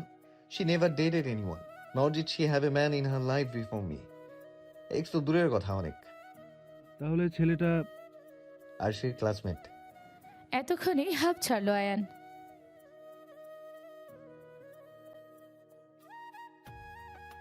শেহজাদ শক্ত স্বরে হিসিয়ে আওড়ালো, আরুষি ম্যারেড জানার পরও এখানে এসে শুধু শুধু আরুষির নাম নিয়ে সিন ক্রিয়েট করলো, আর তুই দাঁড়িয়েছিলি, শুট করে দিতে পারলি না ব্লাডি ইডিয়েটটাকে। আয়ান অসহায় হাসে, বন্ধুকে বোঝানোর উদ্দেশ্যে কাঁধে হাত রাখতে গিয়েও সরিয়ে নেয় তৎক্ষণাৎ। যেভাবে তেতে আছে ছেলেটা, ওর হাতটাই না পড়ে যায়। হ্যাঁ, আমি শ্যুট করতেই পারতাম, কিন্তু আমাদের তো কিছু নিয়ম নীতি আছে ভাই। ইনোসেন্ট কারোর উপর অ্যাকশন নিলে সুপারিয়ররা আমাদের উপর অ্যাকশন নেবে। তার উপর ছুটে এসে দেখি ছেলের সামনে তোর বউয়ের নাম ধরে ডাকছে, ভাবলাম দেবদাস টাইপ কাহিনী। মাথার তার ফার ছিঁড়ে গেছে। ওমা, এখন তো দেখি ব্যাটার মাথায় তারই নেই। শেহজাদ ঠান্ডা চোখে একবার আয়নের দিকে তাকাতেই থেমে গেল সে। চোখ সরিয়ে নিতেই আরশি বলে উঠল, ওকে ছেড়ে দাও আয়ান ভাই, আমাদের ক্লাসমেট, খারাপ মানুষ নয়। আমি আর যারা চিনি তো ওকে। শেহজাদ বিস্ময় সমেত চাইল উদ্বিগ্ন মুখটার দিকে। How dare she! আর সেই বাইরের একটা ছেলেকে ডিফেন্ড করছে কোন সাহসী? বন্ধুর চোখ পড়ে ফেললো আয়ান। হাসি আটকে ইশারায় বাকি পুলিশদের ছেড়ে দিতে বলল রেজাকে। পরপর সামনে গিয়ে রেজার ঘাড়ে হাত রেখে পশ্চিমা শব্দে শুধালো, ক্লাসমেটের বিয়ে খেতে এসেছিলে ভালো কথা, কিন্তু তাই বলে দেখা না করে পালাতে চাইছিলে? আর এটা কেমন ড্রেস আপ? আমি তো আরেকটু হলে তোমাকে শত্রুপক্ষের স্পাই ভেবে তোমার খুলি উড়িয়ে দিতাম ভাই। অ্যামিলিয়ার গলা শোনা গেল এবার, খুঁড়িয়ে খুঁড়িয়ে সামনে এসে বলল, ওনার সাথে একটু আগে ধাক্কা লেগেছিল আমার। উনি চুপচাপ বাড়ির ভেতরে ঢুকতে চেয়েছিলেন হয়তো। আমার সাথে ধাক্কা লাগার পর থেকে ঢোকেননি ভিতরে, চলে যান ওখান থেকে। অ্যামিলিয়া যে মিথ্যে বলছে না তার সাক্ষী দিল অভিনীতে। জানালো সেও দেখেছে অ্যামিলিয়াকে দরের সামনে পড়ে থাকতে, বেকায়দায় পাটাও মুচকেছে বেচারির। সব শুনে আয়ন ফিরে তাকালো রেজার দিকে, বুকে হাত গুজে আরামসে দাঁড়ালো। পরপর তার ছিল স্বরে শোধালো, লুকিয়ে লুকিয়ে বাড়ির ভিতরে ঢুকতে চাইছিলে কেন ভাইটু? বিয়েতে গিফট না আনার ভয়ে? রেজা মাথা নোয়ালো। শ্যামলা মুখানা অপমানে কালো হয়ে গেছে যেন, পা থেকে মাথা অবধি আড়ষ্টতা। যদিও পুলিশ খালি করেছে জায়গাটা, তবুও গাছ হয়ে রইল সে। বেশ অনেকক্ষণ এভাবে থাকার পর শেষমেশ স্বীকার করলো নিজের ভুল। বলল,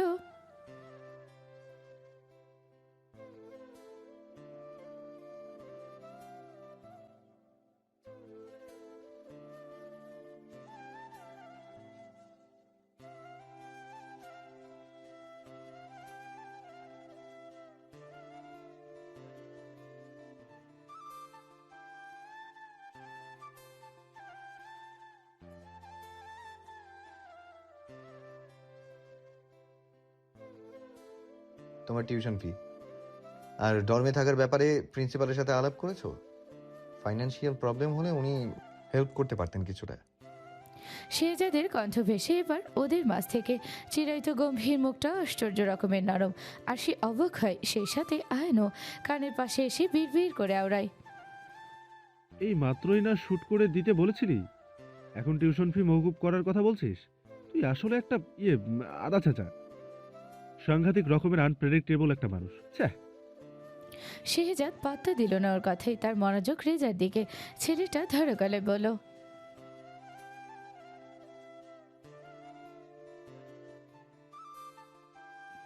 শেহজাদ বুঝলো ব্যাপারটা। কিছুক্ষণ নীরব থেকে স্নেহসুলভ কণ্ঠে আওড়ালো, আমার কিছু পরিচিত মুখ আছে, আমি আলাপ করব তোমার ব্যাপারে তাদের সাথে, তদবির পেয়ে যাবে। আর প্রিন্সিপালের সাথেও আলাপ করব, বাট তোমাকেও চেষ্টা করতে হবে পড়াশোনাটা ধরে রাখার। Do you get it Reza? রেজার বিমূঢ় মুখের অন্ধকার কেটে যায়, ভেতরটা ভেঙে চড়ে আসে অনুতাপে। শুরুতে কতই না ভুল বোঝাবুঝি ছিল এই মানুষটাকে। শেহজাদের প্রশ্নে সম্মতিসূচক মাথা নাড়েও। হাজারটা ধন্যবাদই ফেনা তোলে মুখে। আয়ান ওর কাজ চাপড়ে বলল, হয়েছে হয়েছে, আর ধন্যবাদ দিতে হবে না। তুমি বরং আমার সাথে এসো। আজকাল সারাদিনই শুধু খাওয়া দাওয়া, এক একটা ডিশ আন্টি যা বানিয়েছে না, পোলাও, রোস্ট, কাবাব, রেজালা, বোরহানি কি নেই। এই, তুমি বাঙালি খাবার খেতে পারবে তো? স্পাইস একটু বেশি, কিন্তু খেতে অমৃত, বুঝলে? ওদিকটায় গিয়ে কবজি ডুবিয়ে খেয়ে বাকি আলাপ করবো, চলো। আয়ান রেজাকে নিয়ে যেতে গিয়েও থামলো। অভির দিকে তাকিয়ে কণ্ঠ তুলে জিজ্ঞেস করলো, কি হে অভিবাবু, আপনিও যাবেন নাকি আমাদের সাথে? অভি চৌড় হাসে। সেও কণ্ঠ উঁচুতে তুলে বলে,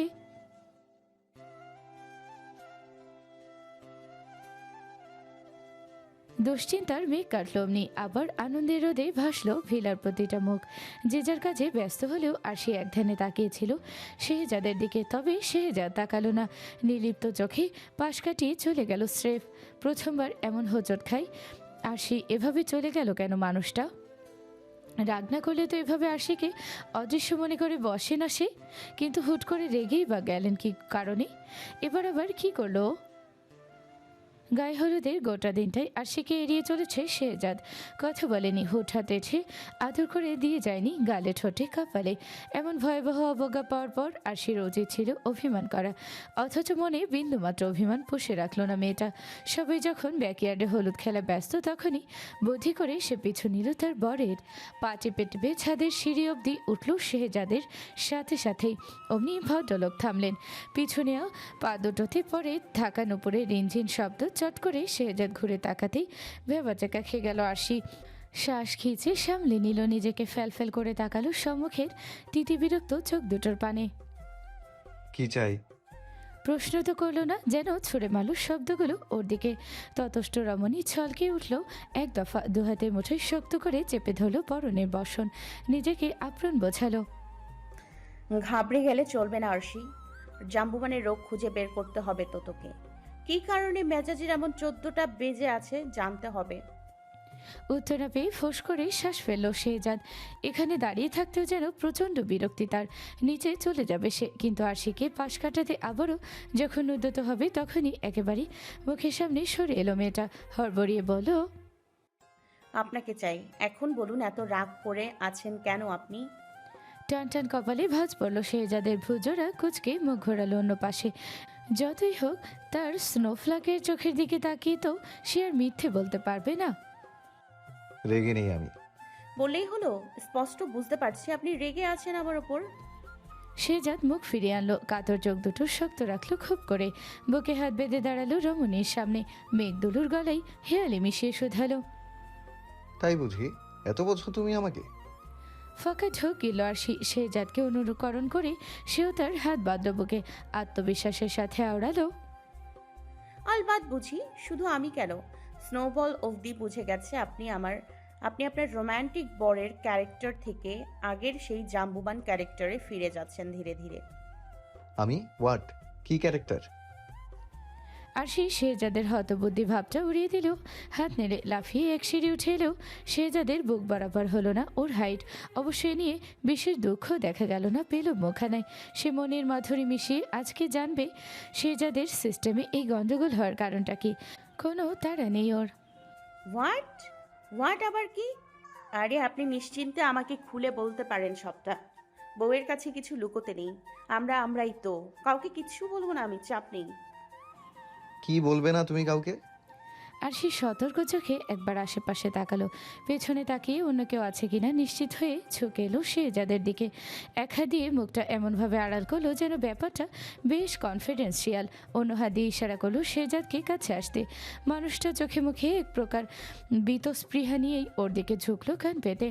আরশিও ফিসফিস করে বলে উঠল, আপনি সত্যি করে বলুন তো, আসলে আপনার মেশিনে ঝামেলা করছে তাই না?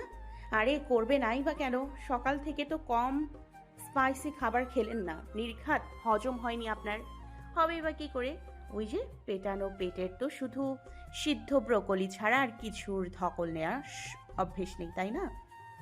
আরশি আফসোসের সাথে কথাগুলো বলতেই তড়িৎ সোজা হয়ে দাঁড়ালো শেহজাদ, কেমন চোখমুখ অন্ধকার করে তাকিয়ে রইল ওর দিকে। আরশি সেসব খেয়াল করে আরও হাহাকার করে উঠল, প্রায় গলা উঁচিয়ে শুধালো, আরে আপনি টেনশনে পড়ে গেলেন নাকি? এই টেনশন করবেন না একদম, আমার নানুরও তো আপনার মতো ভারী খাবার খেলেই পেট খারাপ। বাঘের মাঝপথে ওর মুখটা ঠেসে ধরল শেহজাদ। সিঁড়ির নিচ মানুষজনের গলা টের পেতে মেয়েটাকে একটানে তুলে আনলো ছাদের উপর, পা দিয়ে দরজা ভেজিয়ে তপ্ত চোখে তাকালো আরশির দিকে। বেচারি তখন প্রায় এই যাই অবস্থা, শেহজাদের হাতে তালু যে ওর পুরো মুখের সমান। ফাঁক ফোকর দিয়েও শ্বাস নিতে পারল না মেয়েটা। দরজার পাশে দেয়ালের সাথেই ওর পিঠে নিয়ে ঠেকলো শেহজাদ, মুখের উপর থেকে হাত ছড়ালো আস্তে ধীরে, বড় করে দম নিল আরশি। টুকটুকে নাকের পাটা ফুলিয়ে চাইলো শেহজাদের দিকে, হিসিয়ে বলল, আমার নানা ভাই বলতো তার পেট নাকি জাপানি মেশিন, যা খাবে সব হজম হয়ে যাবে। তাই বলে পৃথিবীর সব পেটেই যে জাপানি মেশিন হবে এমন তো কোনো কথা নেই। তাহলে শুধু শুধু রেগে যাচ্ছেন কেন আপনি? পুরো কথাটা তো আগে শুনবেন আমার। আমি বলছিলাম কি, যদি একটু সিদ্ধ কাঁচকলা খেতে পারতেন তাহলে পেটটা সেরে যেত না? শেহজাদ চোখ খিচে নিল কাজ করার কথা শুনে। এসে কার উপর রাগ করতে গিয়েছিল? কী জন্য রাগ করেছিল তাও তো ভুলে গেল সে। আর সে আরও কিছু বলতে যাবে তখনই চোখ ধরা বড় বড় করে ফেলল শেহজাদ। নরম তুলতুলে ঠোঁটে করতালু চেপে রেখে বলল, আমি টোটালি ফাইন, ওকে? কিচ্ছু হয়নি আমার। Do you understand? টুপটুপ করে চোখের পলক ফেলল আর সে এক হাতে ধীরে ধীরে ঠোঁটের উপর থেকে শেহজাদের হাত সরিয়ে শোধালো, তার মানে আপনার পেট ঠিক আছে? হ্যাঁ। ঘন ঘন শ্বাস ফেলে বলল শেহজাদ। আর সে বুঝদারের মতো মাথা নাড়ল ঠিকই, কিন্তু সেই নীরবতা পালন করার মেয়ে নয়। 2 সেকেন্ডের মাথাতেই আবার জিজ্ঞেস করে বসলো, তাহলে সারা দিন আমাকে ওভাবে এড়িয়ে চলছিলেন কেন? আপনি যে আমার উপরেই রেগেছিলেন, স্বীকার করুন এটা, নইলে কিন্তু সত্যি সত্যি ভেবে নিব আপনার পেট খারাপ। হ্যাঁ, রেগেছিলাম আমি তোমার উপর। কেন ছিলেন রেগে? তুমি বোঝো না কেন রেগেছিলাম আমি? আর সে নিষ্পাপ চোখে তাকিয়ে ঘন ঘন মাথা নাড়ল দুপাশে। কেউ মুখে না বললে আমি কি করে বুঝবো তার মনের কথা? শেহজাদের অসহায় দৃষ্টি হুট করে ছেয়ে গেল আক্রোশে। মটমট করে উঠল চলে পেশি, ফ্যাস ফেসে গলে বলল, তা কেন বুঝবে? অথচ একটা বাইরের মানুষকে তো অনেক ভালো বোঝো তুমি। ইনফ্যাক্ট আমার তো মনে হয় তুমি এই পৃথিবীর প্রত্যেককে বোঝো, শুধু আমাকে ছাড়া। আর সে চোখে বিভ্রমের সয়লাভ, তাকিয়ে রইল বাচ্চাদের মতো অভিমানে করে বসে থাকা মুখটার দিকে, যে তার নিঃশব্দ অভিযোগে নাজেহাল করে দিচ্ছে আরশির মনটা। আমাকে একটু রয়ে সয়ে বলবেন আপনি? আসলে কাকে কি বলেছি বলে আপনার এত রাগ? সে যা দমে গেল খানিকটা, দুবাহুর মধ্যেখানে মেয়েটাকে আটকে রেখে বলল, আমি কেন বলবো? আয়ানকে কি যেন বলেছি রে? আয়ান ভাই উনি খারাপ মানুষ নন, ওনাকে ছেড়ে দাও। সেই ভালো মানুষকে গিয়েই না হয় জিজ্ঞেস করো কি বলেছো তুমি। দাঁড়িয়ে আছো কেন? গো না। এতক্ষণে সে যাদের রোগ ধরতে পারলো আর সে ঠোঁটে ঠোঁট পিষে ভ্রু নাচালো। সে টেনে টেনে বলল, ও, আপনি রেজার কথা বলছেন? ওনাকে জিজ্ঞেস করতে হলে তো ওনার বাড়িতে যেতে হবে এখন। উনি তো কখন চলে গেছেন বাড়িতে। আতকে উঠল শেহজাদ কণ্ঠে অবিশ্বাস নিয়ে বলল, তুমি ওর বাড়িতে চলে যেতে চাইছো এত দূর?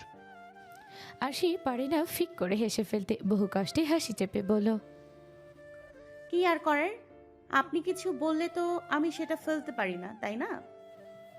শেহজাদ স্তম্ভিত প্রস্তরীভূত হয়ে দাঁড়িয়ে রইল শটান। সুযোগ বুঝে শেহজাদের হাতের ফাঁক গলে বেরিয়ে এলো আর সে ছাদের গেট খুলে বেরিয়ে যাওয়ার আগে ঘাড় বাঁকিয়ে দেখলো শেহজাদকে। পুরোপুরি স্তব্ধ হয়ে গেছে সে মানুষ। হায় রে পাগল, ও যা বলে সেটাই কিনা বিশ্বাস করে স্ট্যাচু হয়ে যায়। দুপাশে মাথা নাড়লো আসি, হতাশ শ্বাস ফেলে বলল, আপনি নিচে আসবেন নাকি স্নোবলকে এখানে রেখে যাব? আপনাকে সঙ্গটঙ্গ দেবে? আসলে মন ভেঙে যাওয়ার কষ্ট তো, ছাদে বসে বসে ওর সাথে শেয়ার করুন, দেখবেন ভালো লাগবে। থম মেরে দাঁড়িয়ে থাকা শেহজাদের টনক নড়ল। অমনি কটমট চোখে আশির দিকে তাকানোর আগে চোখের পলকে অদৃশ্য হলো মেয়েটা। আশি চলে যেতেই শেহজাদ তাকালো নিচের পায়ের কাছে। স্নোবল মুখ বাড়িয়ে তাকিয়ে আছে তার দিকে। শেহজাদ নিচে হলো, এক হাঁটু ভেঙে বসলো ওর পাশে, বুকে হাত গুজে সত্যি সত্যি জিজ্ঞেস করলো, ডিড শি জাস্ট মুক মি স্নোবেল? আমার মজা উড়িয়ে গেল এইমাত্র তোমার মা? স্নোবল উত্তর দিল না। লম্বা কানগুলো সামনের পা দুটো দিয়ে টেনে টেনে সোজা করলো, চেটেপুটে শরীর পরিষ্কার করলো, কিন্তু পাত্তা দিল না শেহজাদকে। মানুষটা কিছুক্ষণ গোমরা মুখে থেকেও হেসে ফেললো এসব দেখে। ওর মাথায় হাত বুলিয়ে দিয়ে বলল, তোর মা তোর সাথে আমার দুঃখ ভাগাভাগি করে নিতে বলে গেল মাত্র, আর তুই কি না আমাকে পাত্তা দিচ্ছিস না? স্নোবল এবারেও যেন নীরব শ্রোতা। শেহজাদকে আদর করতে করতেই বলল, তোর মা তোকে আমাকে প্রায় একই ক্যাটাগরিতে ফেলে, বুঝলি? কিন্তু তোর কোনো কিছুতে হিংসে না হলেও আমার তো হিংসে হয়। তোর মা শুধু আমার, সে অন্য কাউকে ভালো বলবে কেন? স্নোবল এবার মনোযোগ ঘোরালো শেহজাদের হাতের দিকে। অ্যানালগ ঘড়িতে মোড়ানো কবজি থেকে শুরু করে হাতের তালু পর্যন্ত চেটেপুটে সাফ করে দিল একদম। শেহজাদের ঠোঁট টিপে ছোট্ট জিপটার কাণ্ড দেখে ভিজিয়ে দিয়েছে ওর হাত। সেদিকে তাকিয়ে থেকে আনমনে আওড়ালো, আমি যদি একটু হিংসিত হই তার মানে তো এই নয় যে তোর মা আমাকে সত্যি সত্যি ছেড়ে চলে যাওয়ার কথা বলবে। আমার দম বন্ধ হয়ে যায় না এসব শুনলে। আমি না হয় এখন থেকে একটু কম কম হিংসে করব, কিন্তু তোর মাকে ছাড়া তো বাঁচতে পারবো না আমি স্নোবেল, একটুও পারবো না। তুই একটু আমার হয়ে বুঝিয়ে বলবি তোর মাকে আমাকে যেন কখনো ছেড়ে না যায়। শুক্রবারের গোধূলি লগ্ন। কোণে দেখা আলোয় একটু একটু করে ঘনিয়ে এলেও সেই প্রতীক্ষিত মুহূর্ত। বিয়ে বিয়ে গন্ধটা গায়ে মেখে লাল টুকটুকে বেনারসিতে সাজলো যারা, আর সে নিজের হাত তৈরি করে দিল তার একমাত্র সখীকে। সাজগোজ শেষ হলো। নতুন বইয়ের কানের পিছনে কাজলি ফোঁটা লাগিয়ে দেওয়ার ভান করতে করতে আরশি বলল, নে, এবার আর কেউ নজর লাগাতেই পারবে না আমাদের এই মিষ্টি বউটার দিকে। অমনি খপ করে ওর হাতটা চেপে ধরলো যারা। দুরু দুরু বুকে শুধালো, আমার এত নার্ভাস লাগছে কেন বলতো আরশি? বোকা মেয়ে, যে মানুষটাকে তুই নিজেই সারাদিন চিমটির উপরে রাখিস তাকে বিয়ে করতে ভয় পাচ্ছিস এখন? যারা ধরো গলায় আওড়ালো, পারবো তো ওই মানুষটাকে সবসময় ভালো রাখতে? আরশি ধপ করে বসলো মেয়েটার পাশে, গলা জড়িয়ে ধরে মোলায়েম স্বরে বলল, এমন একটু আধটু সবারই হয়, আমারও তো হয়েছিল। ভাবলাম মা বাবাকে ছেড়ে যদি কখনো দূরে গিয়ে থাকতে হয় তখন কিভাবে থাকবো, কিভাবে কি করব। ওনার কাজ তো দূর, আমি তো নিজের কাজগুলোই নিজের ভালোভাবে করতে পারি না। বিয়ের পরে কিভাবে সামলাবো এত কিছু, ওনাকে কিভাবে সামলাবো? তারপর তারপর আরশি জারের মাথায় দোপাটা টেনে দিতে দিতে আওড়ালো, তারপর আর কি, কপাল করে এত একজনকে পেয়েছি যার সামনে কোনো কাজ করতে গেলেই শুনতে হয়, এই আরশি তুমি এসব কেন করছো? তোমার না সামনে ফাইনাল, পড়তে বসো। যারা হেসে ফেললো ফিক করে, মুখে হাত চেপে বলল, তোকে ভাই এইভাবে ধমকায়? ঠিক বকে না, শাসন করে, সম্পর্কে বড়, বয়সে বড়, তার উপর ডিপার্টমেন্টের সব কঠিন কঠিন কোর্সগুলো ওনার আন্ডারে। শান্তি আছে কোথাও? ভালো তো তোকে কম আসে না বল। আমার ভাইয়ের প্রশংসা করিস না কেন রে তুই? আশি ঠোঁট কামড়ে মাথা নয়, লাজুক হাসে যারার কথায় বিড়বিড় করে বলে, আরে অভিমানও তো করে বাচ্চাদের মতো, একটু কিছু হলেই ছাদে চলে যায়, মুখ ফুলিয়ে দাঁড়িয়ে থাকে। উনি বাচ্চাদের চেয়ে কোনো অংশে কম? মেহমানদের পদচারণায় সরব বসার ঘর। যারা ভালো করে শুনতে না পেয়ে জিজ্ঞাসু গলায় আওড়ায়। কিছু বললি? চকিতে মুখ তুলে তাকায় মেয়েটা, নির্ভাবনার সুতো ছিঁড়ে সখীর দুশ্চিন্তা ফলায়, মাথায় হাত বুলিয়ে বলে, বললাম তো ভাবাভাবির কিছু নেই। তার চাইতে বড় কথা, আয়ান ভাই তো তোকে এ বাড়ি থেকে এখনই নিয়ে যাবে না বলেছে। ভয় পাচ্ছিস কেন বলতো? কত ভালো আমার ভাইটা।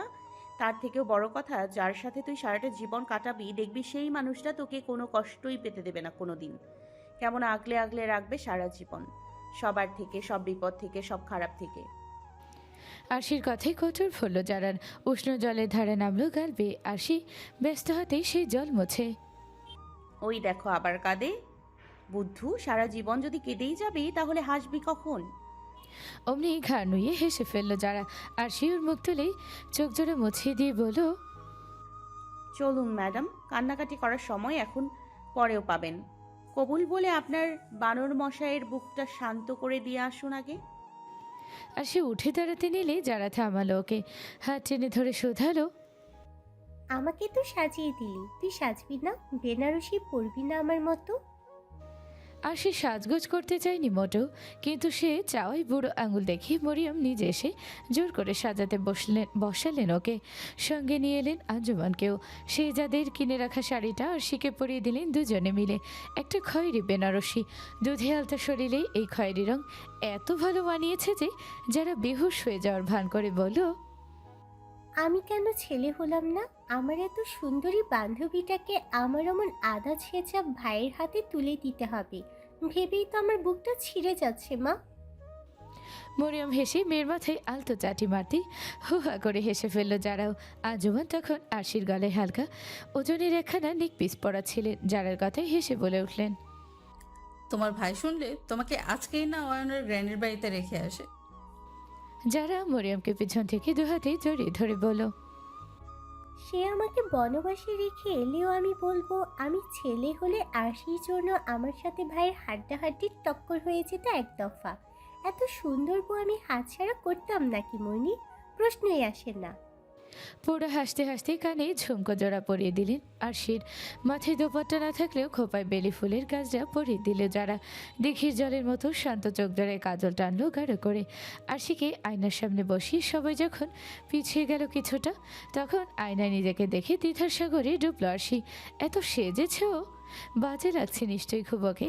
মেয়েটা ঠোঁট উল্টে উঠে দাঁড়াতেই মরিয়ম কাছে ডাকলেন ওকে। আরশির সাথে সাথে যারাও ছুটে এলো মায়ের পাশে। পরপর দুই মেয়েকে দুই বাহুতে জড়িয়ে ধরে মরিয়ম বললেন, আমার দুই মেয়েকেই আজ পরীর মতো লাগছে। মা হ্যাঁ, আমারই না নজর লেগে যায়। আঞ্জুমান সামনে এসে বললেন, এক মেয়েকে তো তার বান্ধবী কাজলের ফোঁটা লাগিয়েই দিয়েছে, আমি বরং আপনার এই মেয়েটাকে লাগিয়ে দিই ফোঁটা। সবাই হেসে ফেল আঞ্জুমানের কাছে। মরিয়ম মাথা তুলে সম্মতি দিতেই আঞ্জুমান ঝুঁকে এসে মিছে মিছে ঠোঁট লাগিয়ে দিল আরশির কানের পাশে। তখনই হন্তদন্ত হয়ে রুমে এসে ওদের তাড়া দিল এমিলিয়া। তোমাদের সাজগোজ হলো খালামণি? ওদিকে যে তোমার বর তার বউয়ের অপেক্ষায় মিষ্টি খেয়ে খেয়ে সুগার লেভেলের হাই করে ফেলেছে। এক গাদা মিষ্টি খেয়ে নিয়েছে সন্ধ্যা থেকে। আমার হাতে ধরা পড়ে গিয়ে বলছে এটা নাকি তোমাকে পুরো 1 ঘন্টা দেখতে না পাওয়ার কষ্টে খেয়েছে। মরিয়ম হেসে সে কানমলা দিয়ে দিলেন এমিকে। মেয়েটা ব্যথাই খোঁকে উঠতে আবার জড়িয়ে ধরলেন ওকে। পরপরের সময় নষ্ট না করে আঞ্জুমানের দিকে তাকিয়ে বলেন, আপা, আপনি ওদের নিয়ে নিচে আসুন, আমি আমার এই বিচ্ছুটাকে নিয়ে যাই আগে নিচে। কত বড় সাহস, আমাকে বলে কিনা আমার বর আমাকে না দেখে মিষ্টি খেয়ে নিয়েছে। আরো কত দেরি? এই জন্যই তো মিষ্টির বউয়ের বদলে দোকানের কেনা মিষ্টি খেয়ে মন ভরছে আমার খালুজান। আবারও এক দফা হাসির রোল পড়ল ঘাড়ে। এমিলি আর মরিয়ম আগে আগে নামলো নিচে। তারপর আঞ্জুমান আর আরশি যারাকে দুপাশ দিয়ে ধরে ধরে নিয়ে এলো বসার ঘরে। সেজাদ তখন আলাপে ব্যস্ত। মেহমানরা ঘিরে রেখেছে তাকে, অথচ সেসবের মাঝেও উপরের আওয়াজ পেতেই থমকালো সে। থমকালো তার চমৎকার বাচনভঙ্গি। মেহমানদের সামনে ঘুরে তাকালো সে সিঁড়ির দিকে। খয়েরি বেনারসির আঁচল সামলাতে হিমশিম খাওয়া মেয়েটা ঝড় তুলল তার বুকে। দমকা হওয়ার মতো তাকে ছুঁয়ে গেল ওই খিলখিল হাসি। নীলাবক্ষী যুগলের পলক পড়ল বহু সময় পরপর। ফিকে হয়ে এলো বাকি সব। একমাত্র ধ্রুব সত্য হয়ে দাঁড়িয়ে রইল সম্মুখের মেয়েটা। আয়ন পাশ থেকে আলতো ধাক্কা দিতেই নড়ে উঠল শেহজাদ। হুঁশ ফিরতেই ধর পড়িয়ে এদিক ওদিক তাকালো। ভাবল বোধহয় এড়িয়ে যেতে পারবে এই বাদরকে। তবুও শেষ রক্ষা হলো না। একেবারে সামনে এসে দাঁড়ালো আয়ান। কণ্ঠে সীমাহীন বিস্ময় নিয়ে বলল, অমন বোয়াল মাছের মতন হা করে কি দেখছিলি এতক্ষণ? কই আমিও একটু দেখি তো। আয়ন প্রশ্ন করে ঘাড় ঘোরানোর আগেই ওর শেরওয়ানির কলারে থাবা বসালো শেহজাদ। নিজের দিকে ফিরিয়ে এনে বলল, আমি আমার বউকে দেখছিলাম, তুই কেন তাকাচ্ছিস? ওমা তাকাবো না? দুনিয়াতে শুধু তোর বউ আছে, আর কারো বউ নাই? শেহজাদ ছাড়তে না চাইলেও আশেপাশে তাকিয়ে ছেড়ে দিতে হলো ছেলেটাকে। আয়ন তেতে উঠে বলল, বল, আমি কি কিছু ভুল বলেছি? ওখানে তো রুষাও দাঁড়িয়ে আছে। ভালো করে চোখ দুটা খুললা দেখ। ওই যে ছোট ছোট চুল, ওইটা আমার বউ। আমি শুধু আমার নিজের বউটাকেই দেখি বেটা, অন্যের বউটাও দেখি না। কুচকে যাও শেরওয়ানির কলারটা ঝেড়ে ঠিক করলো আয়ন। শেহজাদ চুপ হয়ে যেতেই আবার দাঁত কপাটি বের করলো সে। বলল, বিয়ের ব্যাপারে তুই আমার সিনিয়র, কিছু উপদেশ টুপদেশ দে ভাই। বোন দিচ্ছি, এই নিয়েই খুশি থাক, বেশি জ্বালাবি তো। শেহজাদ কথা শেষ করার আগেই অভি চলে এলো ওদের মাঝে। এসেই মাঝে ঢুকলো দুই ভাইয়ের। কাঁধে হাত রেখে বলল, কি বলছো তোমরা আমাকে রেখে? আয়ান সরে ওড়ালো। দুষ্টু কথা বলছিলাম, তুমি শুনতে এসো না অভিবাবু, এসব শুধু বিবাহিতরা বলতে পারে। শেহজাদ ফের একবার তপ্ত চোখে তাকাতেই ঠোঁট টিপল সে। পরপর গলা পরিষ্কার করে আওড়ালো, না মানে আজ রাতে আমার জীবনের প্রথম বাস, এই না মানে আমার আর কি বিয়ে। তাই অ্যাডভাইস দিতে এসেছিলাম বন্ধুর থেকে। যতই হোক বেটা বিয়ের ব্যাপারে আমার 3 বছরের সিনিয়র বলে কথা। শেহজাদ প্রলম্বিত শ্বাস ফেল। অভি বিজ্ঞের মতো মাথা নেড়ে শুধালো। তা দিল তোমাকে অ্যাডভাইস শায়ন ভাই? আয়ন চরম হতাশরে জবাব দিল, বলল, না, তাড়িয়ে দিচ্ছিল। ভাগ্যিস ওর বোনের সাথে বিয়েটা হচ্ছে, নইলে এতক্ষণে আমার গলা টিপে ধরলেও খুব একটা অবাক হতাম না আমি। তা অভিবাবু, তুমি বিয়েটা কবে করছো? বিয়ে করার আসলে কোনো সময় নেই আয়ন ভাই। বিয়ে হয়ে যাওয়া মানেই খারাপ সময় শুরু হওয়া। আমার কথা নয়, রবু ভাইয়ের কথা। আয়ান চোখ কপালে তুলে বলল, সে কি, রবিন চাচা 3 বাচ্চার বাপ হয়ে তোমাকে এসব বলেছে? শেহজাদ বিরক্ত হয়ে বলল, উনি বিয়ে করেননি এখনো? তাই বলে সিঙ্গেল থেকে যারা বিয়ে করেছি তাদের এভাবে বিনা পয়সায় ভয় দেখাবে? অভি তড়ি খড়ি আওড়ালো। আরে না আয়ন ভাই, রবিন চাচা এসব বলবেন কেন? বলেছে তো রণবীর কাপুর। আমি সেটাই তোমাকে আবার শোনালাম আর কি। আয়নের অভির এমন বেহুদা আলাপ শোনার ইচ্ছে হলো না শেহজাদের। তার চোখ হচ্ছে আরশিকে। ওখান থেকে সরে আসতেই চোখ দুটো শান্ত হলো তার। খুঁজে পেয়ে গেল মেয়েটাকে। তাকে দেখেই তার দিকে এগিয়ে এলো আরশি। রুনঝুন শব্দ ছড়ালো তার পায়ের নুপুর। দুহাত ভর্তি খয়েরি কাচে চড়িয়ে স্বর্ণের বালা। কাছে এসে কণ্ঠ নামিয়ে বলল, আমার একটা আর্জি ছিল আপনার কাছে। শেহজাদ সব প্রশ্ন চোখে তাকাতেই আরশি বুঝিয়ে বলল তাকে, যারা আর আয়ন ভাইয়ের কাবিন হলেও আমরা কিন্তু নতুন করে কবুল টবুল বলবো না আজ, মনে থাকবে? শেহজাদ ভারী চিন্তিত মুখটাই প্রশ্রয়ের দৃষ্টি ফেলে শুধালো, কেন, সবার সামনে আজ কবুল বলতে লজ্জা করছে নাকি তোমার? আরশি অমনি আরো দুপায়ে গিয়ে এলো শেহজাদের কাছে। দুপায়ের বুড়ো আঙুলের ভর দিয়ে দাঁড়িয়ে কানে কানে বলল, এখন তো অক্টোবর চলছে, আর আমাদের বিয়ে কবে হয়েছিল? ফেব্রুয়ারির 14 তারিখ। আমি চাই আমাদের জীবনের ওই 14 তারিখটাই প্রতি বছর আসুক। প্রতি বছর ওই দিন আপনি আমাকে একটা করে চিরকুট লিখুন। ভর সন্ধ্যায় ছাদে গিয়ে আমি লজ্জায় মুখ গুজে দাঁড়াই আপনার বুকে। আপনি আপনার ভালোবাসার কথা স্বীকার করতে গিয়ে চোখ ভেজান। ব্যাস, আপাতত এটুকুই আবদার। আর আজকের এই বিষয়ে দিনটা না হয় শুধু যারা আর জায়ান ভাইয়ের হয়েই থাকুক। শেহজাদ কথা খুঁজল না, আর সে এত সাবলীলভাবে বলল সবটা যে ওই নিখুঁত মুখটা দেখতে দেখতে ওর বুকে টেনে নিল শেহজাদ সবার সামনে। আর সে ভোরকে সরে যেতে চাইলে শেহজাদ কোমল গলায় আওড়ালো, তুমি নিজের মুখে কোনো কিছু চেয়েছো আর আমি সেটা রাখবো না? এমন কোনোদিনও হবে না আরুষি, কখনো না। বিয়ের ব্যস্ততা কমলো একে একে মেহমানরা সব চলে যাওয়ার পর। তখন একটু যেন দম ফেলার ফুরসত পেল হাসান ভিড়ার মানুষগুলো। কিন্তু জিরোনোর জন্য সোফায় গোল হয়ে বসতেই সাউন্ড সিস্টেমের রিমোট হাতে উপস্থিত হলো এমি। পা টেনে টেনে এসে বসলো জানার পাশে, বলল, দেখি রুষা, তোমার হাতটা দাও তো। আজকে প্রথম কাপল ডান্স তুমি আর আমি করব। যারা অবাক হলো ভীষণ। ধকলটুকু নিমিষে উবে গেল তার, উঠে দাঁড়ালো চটপট। মরিয়ম ওদের সামনেই বসেছিলেন। অবশেষে এমিকে সবার সাথে স্বাভাবিক হতে দেখে হাসলেন প্রসন্ন মুখে। হঠাৎ মরিয়মের পাশ থেকে কেউ একজন গমগমে গলায় বললেন, আমাকে কি কাপল ডান্স করার জন্য কেউ বলবি নাকি? আমি নিজেই আমার পছন্দের হাতটা তুলে নেব নিজের হাতে। বয়সের ভারে সদা গম্ভীর হয়ে থাকা গলার স্বরটা চিনতে অসুবিধা হলো না মরিয়মের। মেয়েদের দিকে সরু চোখে তাকিয়ে হতবুদ্ধ গলায় শুধালেন, কেন? হাত দিয়ে কি করবে তুমি? মরিয়মের এমন প্রশ্নে ভালোই অস্বস্তিতে পড়লেন মেহমেদ। ইতিউতি চাইলেন বিব্রত মুখটা লুকোতে, কিন্তু লাভ হলো না। মেহমেদকে বেকায়দায় পড়তে দেখে সোফায় বসে হেসে লুটোপুটি খেলো এমি আর যারা। মেহমেদ বিরক্ত হয়ে বললেন, আশ্চর্য, এত এত হাসার কি হলো? আমি আমার বউয়ের সাথে কাপল ডান্স করতে পারি না? তখনই পিছন থেকে এসে মরিয়মের গলা জড়িয়ে ধরলো আরশি। শাশুড়ি মায়ের আদর খেতে খেতে মেহমেদের মুখের দিকে তাকিয়ে বলল, অবশ্যই পারো, শুধু তুমি কেন। আমার তো মনে হয় এ বাড়ির প্রতিটা ছেলের উচিত তোমার থেকে শেখা বউয়ের হাত ধরে কিভাবে নাচতে হয়। অমনি আরশির কান টেনে ধরলেন মরিয়ম, বললেন, সন্ধ্যায় যেমন এমিটার কান মুলে দিয়েছিলাম তেমন তোকেও দিতে হবে নাকি? অমনি খিলখিল করে হেসে উঠল আরশি। যারা মায়ের কাছে এসে তার হাত টেনে ধরে দাঁড় করালো বাবার পাশে। এমি এগিয়ে এসে একজনের হাতের উপর আরেকজনের হাত তুলে দিতেই গলা ফাটিয়ে হৈ হৈ করে উঠল পুরো স্নোবল স্কোয়াড। আরশির হাততালি আর আয়নের শির বাজানোর শব্দে কানে তালা লেগে গেল সবার। বাড়ির নতুন জামাই মেহমেদের কাছে এসে বলল, আঙ্কেল, আপনি আজ নির্ভয় আন্টির সাথে নাচুন তো, আমরা সবাই আপনার সাপোর্টে। বেলুন, খুন্তি, ছুরি, চাকু সব লুকোনো আছে, কোনো টেনশন নেই। আঞ্জুমান শাড়ি ঠিক করতে করতে নেমে আসছিলেন উপর থেকে। আয়নের মুখে আঙ্কেল আন্টি ডাক শুনে শুধরে দিয়ে বললেন, আবার আঙ্কেল আন্টি? জিভ কাটলো আয়ন, দু আঙুলে কানে লতি ছুঁয়ে বলল, এই রে, সরি, মনি, আসলে হয়েছে কি, বহুদিনের অভ্যেস তো, তাই একটু সময় লাগছে। অভি ইভেন্ট ম্যানেজমেন্টকে বিদায় করে বাড়িতে ঢুকতেই শুনল সেসব। পরপর আয়নের পিছনে এসে ফিস করে বলল, ভাগ্যিস তখনের মতো বলনি।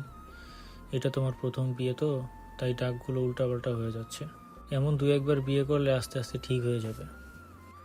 আয়ন ঘুরে প্রত্যুত্তর করতে যাবে, কিন্তু আচমকাই মা গো বলে চিৎকার করে উঠলেন আঞ্জুমান। ত্রস্ত একযোগে সবাই তাকালো সিঁড়ির ওখানটায়। এত জোরে চোখ যেন একসাথে বড়সড় একটা ধাক্কা খেলো এবার। যারার চোখ যেন ঝুঁকে গেল ফ্লোরে। আরশি গালে হাত দিয়ে হেলে পড়লো এক পাশে। অভি হতবুদ্ধি হয়ে থেমে থেমে বলল, অঞ্জুমান আন্টি আমার বাবার হাত ধরে। বাকিটা শেষ করলো আয়ন। ঝুলে আছে। এটুকু বলতেই খুশিতে চকচক করে উঠল আয়নের চোখ দুটো। কে জানতো সে শুধু একা নয়, পুরো একজোড়া নতুন দম্পতি আবিষ্কার করে ফেলতে পারবে নিজের বিয়েতে। আঞ্জুমান অভির বাবার হাত ধরে দাঁড়ালো সোজা হয়ে। মনে মনে নিজের মাথায় নিজেই চাটি মারল। শাড়ির কুচি পায়ে জড়িয়ে যাওয়ার আর সময় পেল না তার। এতগুলো বাচ্চা ছেলে মেয়ের সামনে লজ্জায় মাথা কাটা যাচ্ছে যে এখন। চোখ তুলে তাকাতে পারল না আঞ্জুমান। মাথা নিয়ে রাখলো শাড়ি ঠিক করার বাহানায়। পরপর ক্ষীণস্বরে সম্মুখের মানুষটার কৃতজ্ঞতা স্বীকার করি ছুটে পালালো সেখান থেকে। অনিল শিকদার তখনও যেন ছিলেন ঘরের মধ্যে। থ্যাংক ইউর উত্তরটা দিতে পারলেন না। তার আগেই আয়ান হৈ হৈ করতে করতে ছুটে গেল তার কাছে, সাথে টেনে নিয়ে গেল অভিকেও।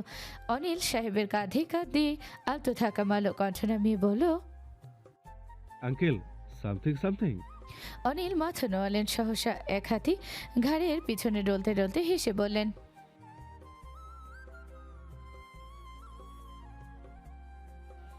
অভি আবার বাবাকে ভয়টাই বিশেষ পায় না।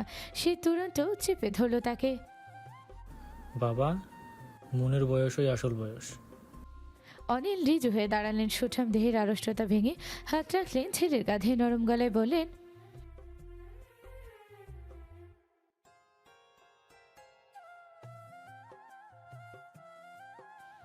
অভি এবার বাবা নয়, নিজের সন্তানের মতো বাবার মাথায় হাত বুলিয়ে দিয়ে বলল, কেন?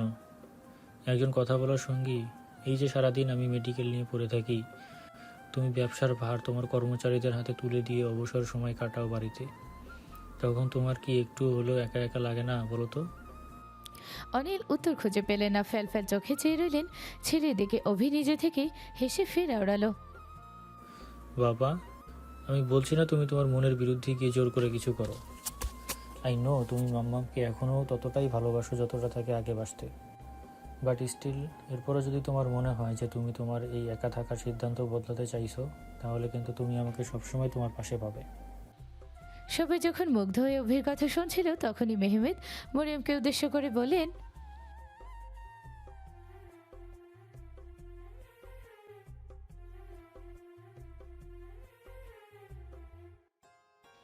এমি সেটুকু শুনে ফের তাকালো অভির দিকে। আচমকা চোখে চোখ পড়লো তার সাথে অভির। দুজনেই নির্নিমেষ একে অপরের দিকে চেয়ে থাকার এক পর্যায়ে ভ্রু নাচালো ছেলেটা। অমনি মাথা নুয়ে ফেললো এমিলিয়া। ধরা পড়ে যাওয়াই হাসলো নিঃশব্দে। সদর দরজা পেরিয়ে সবে বাড়ির ভিতরে ঢুকলো শেহজাদ। হাত দুটো পিছনে রেখে আর চোখে একবার দেখে নিল আরশিকে। এত কিছুর মাঝেও মরিয়ম ছেলেকে দেখেই বলে উঠলেন, এতক্ষণ কোথায় ছিলি বলতো? সব গেস্টরা যাওয়ার সময় তোর কথা জিজ্ঞেস করছিলেন। শেহজাদ মায়ের দিকে তাকিয়ে মৃদু হাসলো, জবাবে বলল, আসলে আরুষিকে তো প্রথমবার তেমন কিছু দিতে পারিনি, তাই আর কি ওর জন্য একটা গিফট। গিফটের নাম শুনেই আশি গুটিয়ে গেল কোণঠায়। গিফটটা শেহজাদের হাতেই ছিল। আশিকে কাছে রাখলো নাম ধরে। মেয়েটা কাছে আসতেই পিছন থেকে সামনে আনলো হাতে ধরে রাখা বক্সটা শেহজাদ। মুহূর্তেই চোখ ধরে রসগোল্লা হয়ে গেল আশির। চারকোনা বক্সের ভিতরে একটা তুলতুলে শরীর দেখে রীতিমতো দুহাতে নিজের মুখ নিজে চেপে ধরলো। উচ্ছ্বসিত কণ্ঠে শুধালো, খরগোশ? বাড়ির বাকিরা খরগোশের নাম শুনে ঘিরে ধরলো ওদের। স্নোবলও প্যালেস ফেলে দৌড়ে এলো ওদের কাছে। আশি আলতো হাতে বক্স হাত থেকে তুলে নিল বাচ্চাটাকে। বাদামি রঙা হল্যান্ড লোভ। আরশি চেহারায় বাচ্চাদের মতো খুশি। চুমুতে চুমুতে ভরিয়ে দিল কোলের প্রাণটাকে। পরপর শেহজাদের দিকে তাকিয়ে জিজ্ঞেস করলো, ওকে কোথায় পেলেন? বাড়ির সবারও একই প্রশ্ন। শেহজাদ হেসে বলল, বানি রেস্কিউ শেল্টার থেকে অ্যাডপ্ট করেছি ওকে। তুমি বলেছিলে না তোমার স্নোবেলের একটা সঙ্গী লাগবে? আয়ান তুরন্ত মানুষটার কাজ চাপড়ে বলল, ভাই, এতদিনে তুই কাজের মতো একটা কাজ করেছিস। যারা আশির কোলের খরগোশটার মাথায় হাত বুলিয়ে দিতে দিতে বলল, এবার তাড়াতাড়ি একটা নাম রেখে ফেলা দরকার ওর। এমিলিয়াও কোলে তুলে নিল স্নোবলকে। বলল, আমাদের এই নতুন বউয়ের নাম তার বরের হয়ে কে ঠিক করবে? অভি হাত তুলমনি বলল, আমি ঠিক করি। সবাই হেসে উঠল ওর হাত তুলে দাঁড়িয়ে থাকা দেখে। আয়ন বলল, বলে ফেলো শালা ভাইয়া, বলে ফেলো। চকলেট রাখলে কেমন হয়? ওর গায়ের রঙের সাথে ম্যাচিং ম্যাচিং নাম। শুনেই নাক ছিটকালো আয়ন। বলল, ভাগ্যিস তুমি স্নোবলের নাম রাখার সময় ছিলে না, নইলে এই ম্যাচিং ম্যাচিং এর চক্করে নির্ঘাত ব্যাটার নাম ভ্যানিলা টেনিলা রেখে দিতে, আমি শিওর। হইচই চেপে আঞ্জুমানও আর ঘরে বসে থাকতে পারলেন না। নিচে নেমে এলেন তৎক্ষণাৎ। আশির কোলে নতুন এই সদস্যকে দেখে হাসি ফুটলো তার মুখেও। বলল, যার ছেলের বউ হবে সেই না হয় রাখুক তার ছেলের বউয়ের নাম। আশিমা, বলো তো কি নাম রাখা যায় ওর? সবাই একযোগে তাকালো আর সেদিকে। মেয়েটা কিছু একটা ভেবে মুচকি মুচকি হাসলো। বলল, কোকো। আজকে থেকে ওকে আমরা কোকো ডাকি, কেমন হবে? কেউ কোনো প্রতিক্রিয়া জানানোর আগে একজন তার ফিডব্যাক নিয়ে যেন তৈরি। সবার আগে সে তার ভরট কণ্ঠে জানিয়ে দিল, পারফেক্ট। লাজুক হাসলো আরশি, হাসলো বাকিরাও। অভিরও মন খারাপ হলো না খুব একটা। চকলেট কোকো দুটো নামই তো তার কাছাকাছি। ওদিকে আয়ন ছাড়লো না শেহজাদকে। খোঁচা দিয়ে বলল, হ্যাঁ হ্যাঁ, বউ যেটা বলবে তোমার কাছে সেটা তো পারফেক্ট হবেই। আমি কোকের নাম কোনো রানী মহারানীর নামে মিলিয়ে রাখলেও দেখতাম ঠিকই তুই নাকমুখ কুচকে আছিস। শেহজাদ রাগ দেখালো না এবার আর। ঘাড় পেতে মেনে নিল এই অভিযোগ। এমন স্বীকারোক্তি দেখে মজার ছলে মানুষটাকে ধাক্কা মেরে দূরে সরিয়ে দিল আয়ান। এমনি হাসি থামিয়ে বলল, অনেক তো হলো হাসাহাসি, এবার কাপল ডান্স হবে না? অভি আর সময় নষ্ট করলো না। কোথাও একটা উধাও হলো মুহূর্তেই। অমনি বসার ঘরের আলো নিভল। ফোকাস লাইটগুলো পড়লো এক একজন দম্পতির উপর। হিন্দি একটি গান বেজে উঠল সাউন্ড সিস্টেমে। তুসে না লাগে तू सीने न लगे, तू सीने न लगे प्रिय सवरे, नहीं बस में अब ये जिया सवरे, मोहब्बत तो एक जाविदा जिंदगी है, मोहब्बत तो एक जाविदा जिंदगी है, तुझसे न लगे मिली रोशनी, तुझसे मंजू लगे मिली जिंदगी, मोहब्बत तो एक जाविदा जिंदगी है, मोहब्बत तो एक जाविदा जिंदगी है, तुझसे न लगे। কোকোকে কোল থেকে নামিয়ে রেখে আসি এগিয়ে এলো শেহজাদের কাছে, চোখ থেকে চোখ সরালো না। শেহজাদ হাত বাড়িয়ে দিলে তার হাতের উপর হাত রাখলো, গানের তালে তালে পা মেলালো শেহজাদের সাথে। মানুষটা ওকে ঘুরিয়ে দু হাতে টেনে আনলো নিজের কাছে, কোমরে হাত রেখে মিশিয়ে নিল নিজের সাথে। সমুদ্রের মতো গভীর চোখগুলো স্বপ্ন বুনল ওই কৃষ্ণ গহ্বরে দৃষ্টি রেখে। একটু আদরের স্বপ্ন, একটা সংসার যেখানে ছোট্ট ছোট পায়ে আলো থালু ছোটাছুটি করবে দুটো প্রাণ, যাদের দেখতে একদম হবে তার এই পুতুল বইয়ের মতো। শেহজাদ হুট করে মুখ নিয়ে এলো আরশির কানের পাশে, কণ্ঠ নামিয়ে বলল, এত সুন্দর করে আর সেজো না তো কখনো। আরশি বুঝতে পারে না, দ্বিধাভরা গলায় শুধায়, কেন? ঠোঁটের কোণ তুলে নিঃশব্দে হাসলো শেহজাদ, চোখ বন্ধ করে বলল, ট্রাস্ট মি জান, নিঃশ্বাস নিতে কষ্ট হয় চোখের সামনে এত সুন্দর একটা বউ ঘুরঘুর করলে। কথার ইঙ্গিত বুঝতে পেরেও লাজবন্তী তার গলার কুণ্ঠা লুকায়, না বোঝার ভান করে শুধায়, কিন্তু আপনি তো আমার ওপর রেগেছিলেন, রাগ পড়ে গেল এর মধ্যে। আই এম সরি, রাগ করে ভীষণ ভুল করেছি। আর যদি কখনো রাগ করেন? তাহলে না হয় মায়ের মতো কান মুড়ে দিও আমারও। আরশি ফিক করে হেসে ফেলল শেহজাদের কথায়। মানুষটা ওর কানের পাশ থেকে মুখ তুলে তাকালো, মুখোমুখি হয়ে দুহাতে রাজলাই আরশির মুখটা তুলে নিয়ে বলল, আই লাভ ইউ খরগোশের মা, I love you so so much. Arshi চৌড়ে হাসলো, চোখের কানির বেগ পড়ল খুশির জল। দুহাতে শেহজাদের কোমর জড়িয়ে ধরে বলল, আই লাভ ইউ টু জাম্বুবান। পাক্কা প্রমিস? কখনো ছেড়ে যাওয়ার কথা বলবে না তো? ঘন ঘন মাথা নাড়ল আরশি, আচমকা আঙুলে ভর দিয়ে দাঁড়িয়ে চুমু খেলো শেহজাদের কপালে। নেমে এসে চোখ খুলে বলল, কখনো না। পাক্কা প্রমিস। আপনিও প্রমিস করুন সব সময় এভাবেই আদর করবেন আমাকে। শেহজাদ হেসে ফেলল ওর কথা শুনে, ঝুঁকে এসে কপালে কপাল ঠেকিয়ে বলল, করবো তো। দুষ্টু বাচ্চার মা হওয়ার পরেও কমবে না তো আদর? 2 বাচ্চার মা হওয়ার পরও কমবে না। 10 বাচ্চার মা হওয়ার পরেও কমবে না? 10 বাচ্চার মা হওয়ার পরও কমবে না। বাচ্চা কাচ্চায় ঘর ভরে যাওয়ার পরেও কমবে না? বাচ্চা কাচ্চায় ঘর ভরে যাওয়ার পরও কমবে না। আমি বুড়ি হয়ে গেলেও কমবে না?